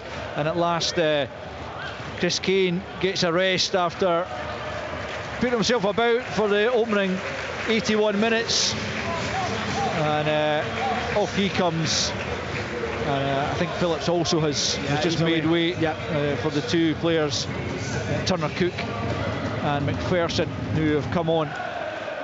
But this game surely beyond St Johnstone now, Alan, as well as they've played in the game. Yeah, it is, and I think when you look at that second goal, Alistair, when you see it again on the highlights, and the ball's played into Lawrence, it's his awareness he walks round about him. He's actually facing Butland, and he quickly turns, and he doesn't even take a touch. It's a first time pass in between Olafumwa, allowing Matondo to race onto it, and it's a wonderful finish by the young winger as well. Really good play by him, but Lawrence has been a class act. Yeah, Rabbi Matondo's second goal of the season. Looks to have made the point safe for Rangers. St Johnstone clearly won't be giving up just yet. They did come back from 2 goals down against Dundee late on. That's Kucheravi with a double, so albeit Rangers a different prospect. No side has conceded fewer in the league this season than Rangers. Just a couple of goals let in their 4 games up until now, albeit both of those goals were winning goals for Kilmarnock and Celtic respectively. But 2 goals to the good in the closing stages here. 7.5 minutes of the 90 remaining, and Michael Beale looking to earn a much needed victory as Lawrence feeds Matondo once more, coming up to the edge of the area. It goes for a goal again. This time it's well over the top from the Welsh winger, and it remains St Johnstone 0, Rangers 2. Again, great play from Tom Lawrence. It was patient play for the Rangers across their back line. Conor Goldson just dinked a beautiful pass forward into Tom Lawrence, but how he receives it, his touch, the deft touch, just to allow the ball to actually still kind of travel forward into his path, and then drives into the space, releases Matondo, who, listen, you can't blame him for opening up and trying to slot another one into the goal there from the way he finished the first one. Can you play with Cantwell and Lawrence in the same team? Absolutely you can. I think it's just an automatic change for Cantwell and for Lammers. Stevie May gives chase to a forward ball. Davies tries to force him out to the right hand side. Back with Carey. Carey swings it. It's a good ball, and that should have been a goal from Cammy McPherson. He's glanced it wide from a little more than 6 yards out, and he really has to hit the target from there, Cammy McPherson, with the late run into the box. Great delivery from Graham Carey, but McPherson sends it wide. The pace is already on the ball. He's just got to flick it into the back of the net. It's a really poor header. It's probably easier to score than to do what he's actually done. He's knocked it wide. And that's 2 great balls that Graham Carey's put. I mean, you talk about Taverner's delivery as well, but Carey's delivery is outstanding with that left foot. Here's Costello. St Johnstone haven't given this up. Forward he comes. Raskin gets back to get a toe to the ball inside his own penalty area, and Tavernier completes the clearance. Considine with his head to the ball, but knocks it out of play for a Rangers throw on the far side. There's no question Graham Carey's delivery from either dead balls or indeed open play is something to savour, and on that occasion Cammy McPherson couldn't apply the finishing touch he'd have liked to be on the end of that cross, Ken. Absolutely, it was on the money, like you say. Like all the pace was on the ball, actually travelling towards the goal. You just need to guide into that and on off that back post. You know what, say, I think in relation to St Johnstone, they've been pretty good today. They've limited Rangers to very, very few chances and had two absolutely glaring opportunities from Kane and McPherson towards the end of the game. So they've actually, listen, they're going to end up coming away empty-handed, but I think they've shown again, maybe as the season's moving forward, that they are performing pretty well as a team. The season's not going to be defined against the games against Rangers and Celtic. You know, they've got a point against Celtic at Parkhead, which is probably one against the grain. Yeah, it's bonus point. Expected, you know, so it's the games where the teams round about them, Kenny, they need to, you know, that obviously got a point against Dundee a couple of weeks ago, the Ross Counties, the teams like that, the Livingstons, all these sides, the ones that are going to be in and around that battle is going to find it difficult. They're the ones they've got to win. Sima fouled by Luke Robinson, who earns a yellow card for his troubles, and it's a Rangers free kick midway inside the Saints half right hand side, which Lawrence will take. Into the box it comes. Davies can't get anything on it. Cleared away as far as Yilmaz. Yilmaz takes a touch and then sends it back in, looking for Sima, but off his line comes Mitov to gather that at the edge of the box and immediately launches it long, looking for Carey. Yilmaz should see that back to Jack Butland, applauded by the Rangers goalkeeper as the Turkish defender does get it back to the yellow shirted Jack Butland. And with 4 minutes left to play, Rangers closing in on a much needed victory, which will just ease the pressure somewhat on their beleaguered manager. But focus will then turn to European action. Real Betis will have live coverage of that from Ibrox just following the Eintracht Frankfurt Aberdeen game earlier in the day. We're on air from just about 5 o'clock on BBC Radio Scotland Sports Sound with both games, the Europa Conference League group stage game between Eintracht Frankfurt and Aberdeen, and then the Europa League game between Rangers and Real Betis, as both Scottish teams get their group stage underway. That is of course after Feyenoord host Celtic on Tuesday, and clearly live coverage of that here on Sportsound as well. Tavernier struggling to yellow card. It's got to be the Rangers captain going into the book as well, as he just drags Costello back. 3 minutes left to play. Free kick out on the left hand side to St Johnstone. It seems to be a dirty game. There's 6 yellows now in the game. It's all been niggly. Last time 4 for pulling back, I think, isn't it? Did you count the one from McLean as well? Oh no, counting him. Stephen McLean, 7 then. Here's Cammy McPherson with the delivery from the left hand side. It's a dangerous looking ball, goes from with a good header, just helped on by Matondo, who chases his own clearance down. It's back with Robinson on the halfway line, back out to McPherson, left hand side, comes away from Yilmaz, who finds himself away out on the right wing position at the moment. He's knocked it off McPherson. It's a Rangers throw in. 2 minutes to play. St Johnstone 0, Rangers 2. Rangers have deserved to win, but I'm just looking at Mitov. We're talking before the game, Alistair's going to have a big performance from him. He's not really had that much to do, and there's no chance with the goals. Really good finishes in the first half of Danilo, and in the second half from Matondo. No chance for the keeper, but it's not as if he was making save after save after save. But Rangers have thoroughly deserved to win. No, he had a good block from Sima in the first half. That's the only one I can really think of that you would say is goes down as a good save. Beyond that, it's all been pretty comfortable stuff for the keeper. Well, I think if you gave him his afternoon's work against Rangers, then he would take that. You know, he's made comfortable saves. By the way, he's came for a couple of good crosses as well, which easy pressure on his defence. But he's had a relatively quiet afternoon and comfortable afternoon. But Johnstone have done well. Rangers have obviously scored 2 really good goals. Not really had too much more. Here's Roof though trying to change that inside the penalty area. Might break back to Sima, just lashing it past the post from the edge of the penalty. He just dragged the shot in the end beyond the right hand post of Mitov. No more action for the keeper to deal with, but Rangers close to a third goal there. Yeah, he just snatched it. I felt kindly for him. It was a bit of kind of ricocheting between bodies, and eventually felt nice for Sima, who just tried to find the bottom left-hand corner. Goalkeeper's right, and he just drags it past the post. Into the final minute of the 90. Yet to see how much there will be in the way of added on time as Lundstrom knocks it forward for Roof out to the left hand side to Sima, who swapped wings with Matondo in these closing stages. Back it goes to Lundstrom, a bit of room, can he get the shot away here? 25 yards from goal is Lundstrom, but it's always heading wide and high of target there. John Lundstrom, not a prolific goal scorer, and never threatening Dimitar Mitov's goal there. He's not a prolific goal scorer, but he's got two really good feet, so from that distance where he's managed to work a good bit of space, about 23-24 yards out, you expect him to hit the target, but it did look a little bit of a tired effort.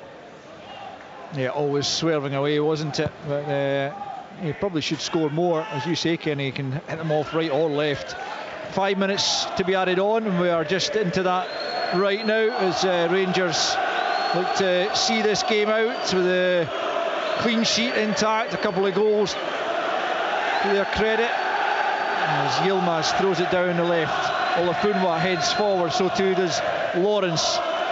Considine goes back to his goalkeeper. Mitov clears up towards the halfway line. Carey and Yilmaz. Again, it's a slightly unorthodox attempt to rise and head that from Yilmaz, and St Johnstone get the break of the ball. Lundstrom knows won it back for Rangers. Davies for Yilmaz, left hand side, midway inside his own half, forward for Roof, gets out to Sima. Sima looking to take on Olafunwa. It's great pace once more from Sima, up against Considine now, inside the penalty area. Square for Roof with a shot, and it's wide again from Kemar Roof. It was coming across his body, and he just needed to hit right through the ball, but it came off the outside of his boot and swerved away, and it remains St Johnstone nil, Rangers 2. Again, good play for Sima, using the attributes that he's got, his pace and his power, has the presence of mind to get his head up and pick Roof out, and Roof again, pretty tired effort, gets it all wrong. But I'm just watching Stephen McLean on the bench here. That's 3 times that Yilmaz has went up for headers, and he's jumping as if he's a goalkeeper with a knee up to protect himself. The first one I felt he put his foot into was it Kane or was it May? He put his foot in, but the last two he's gone up his knee into the back. You know, it's something you can't jump up like that because you're endangering the opponent by doing that. So I understand he's small and he's maybe trying to protect himself, but you can't be jumping with your knee into the player's back. And Stephen McLean was definitely not happy with that last one.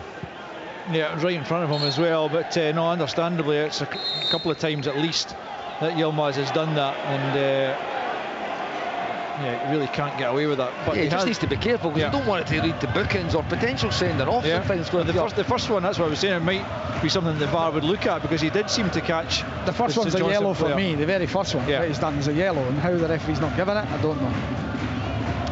Rangers have it, 2 minutes gone in stoppage time, 2-0 they lead, and they will move on to 9 points from 5 games as Raskan has it on the halfway line.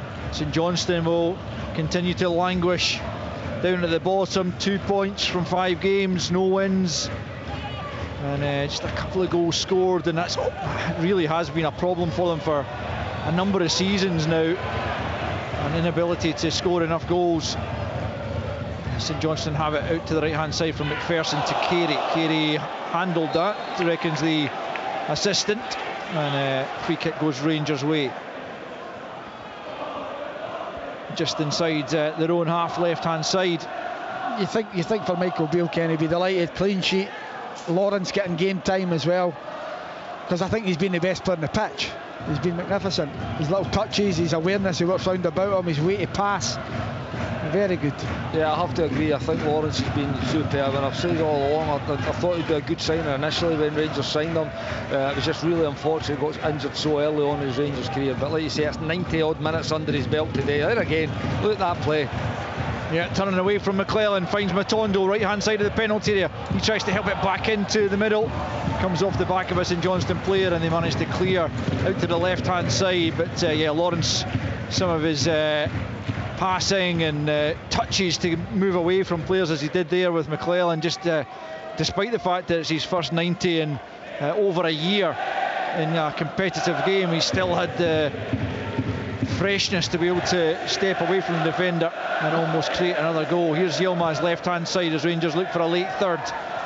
That cross is cleared away as far as Raskan. I think Raskan's been better today as well. He's been a little bit kind of out of sorts, I would say, at the start of this season, but he's been better today. But like Lawrence as well, I'd even throw his work ethic into that as well. He works ever so hard for his team. I think when you've got guys like him and Todd Campbell, are really, really good, effective players, but they're also working ever so hard for the team.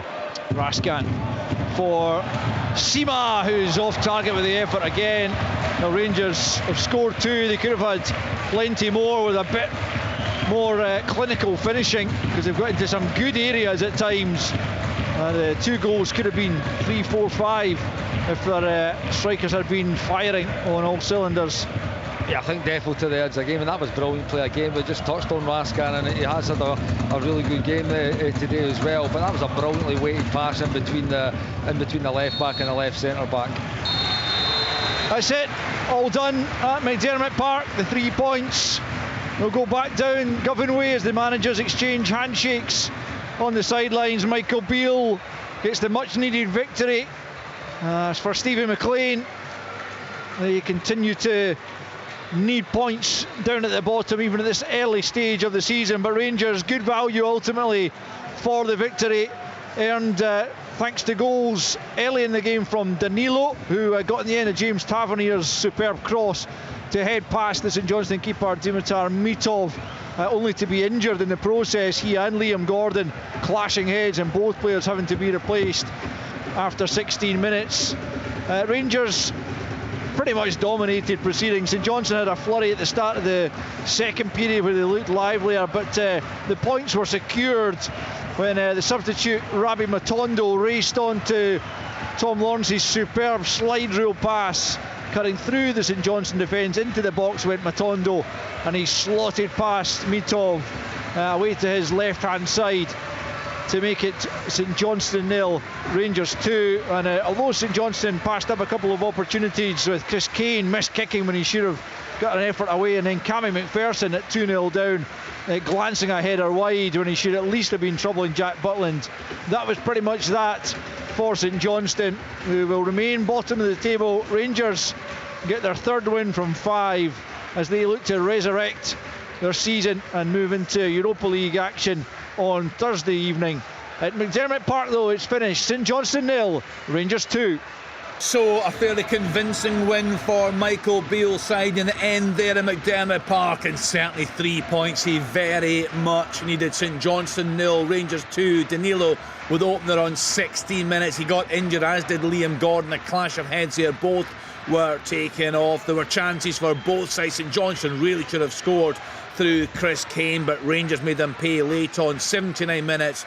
Rabbi Matondo, a really nice pass and a terrific finish from him. So a much needed win for Rangers there away at St Johnstone. Kenny Miller, and a much improved performance. I think it was pretty controlled. I mean, the first half there was a lot of, I think it was at 73 or 74% possession. There wasn't a lot in terms of clear-cut chances. They scored a wonderful goal, really well created on the counter-attack between Lammers and James Taverner down the right-hand side, and a brave header for Danilo, which obviously ultimately ended up with him coming off with a head knock. So it was a controlled first half. St Johnstone actually came out the traps in the second half and posed a little bit more of a threat. Like Alan was saying, they were getting a little bit higher, a little bit more in Rangers' face, but I do felt they took more control again, and it did feel like the second goal was coming. And when you've got guys like Rabbi Matondo to come on, like I said, I think these games are tailor-made for them. When the team's actually tiring, they're having to chase the game because they're 1-0 down, and you've got a lot of space to kind of use his pace and the attributes that he's got. And it was a wonderful pass with Tom Lawrence, the standout player on the day for me. And Rabbi Matondo goes through, takes a couple of touches, steadies himself and slots into the corner just to finish the game off for Rangers. So I think it's the exact type of performance that Rangers needed.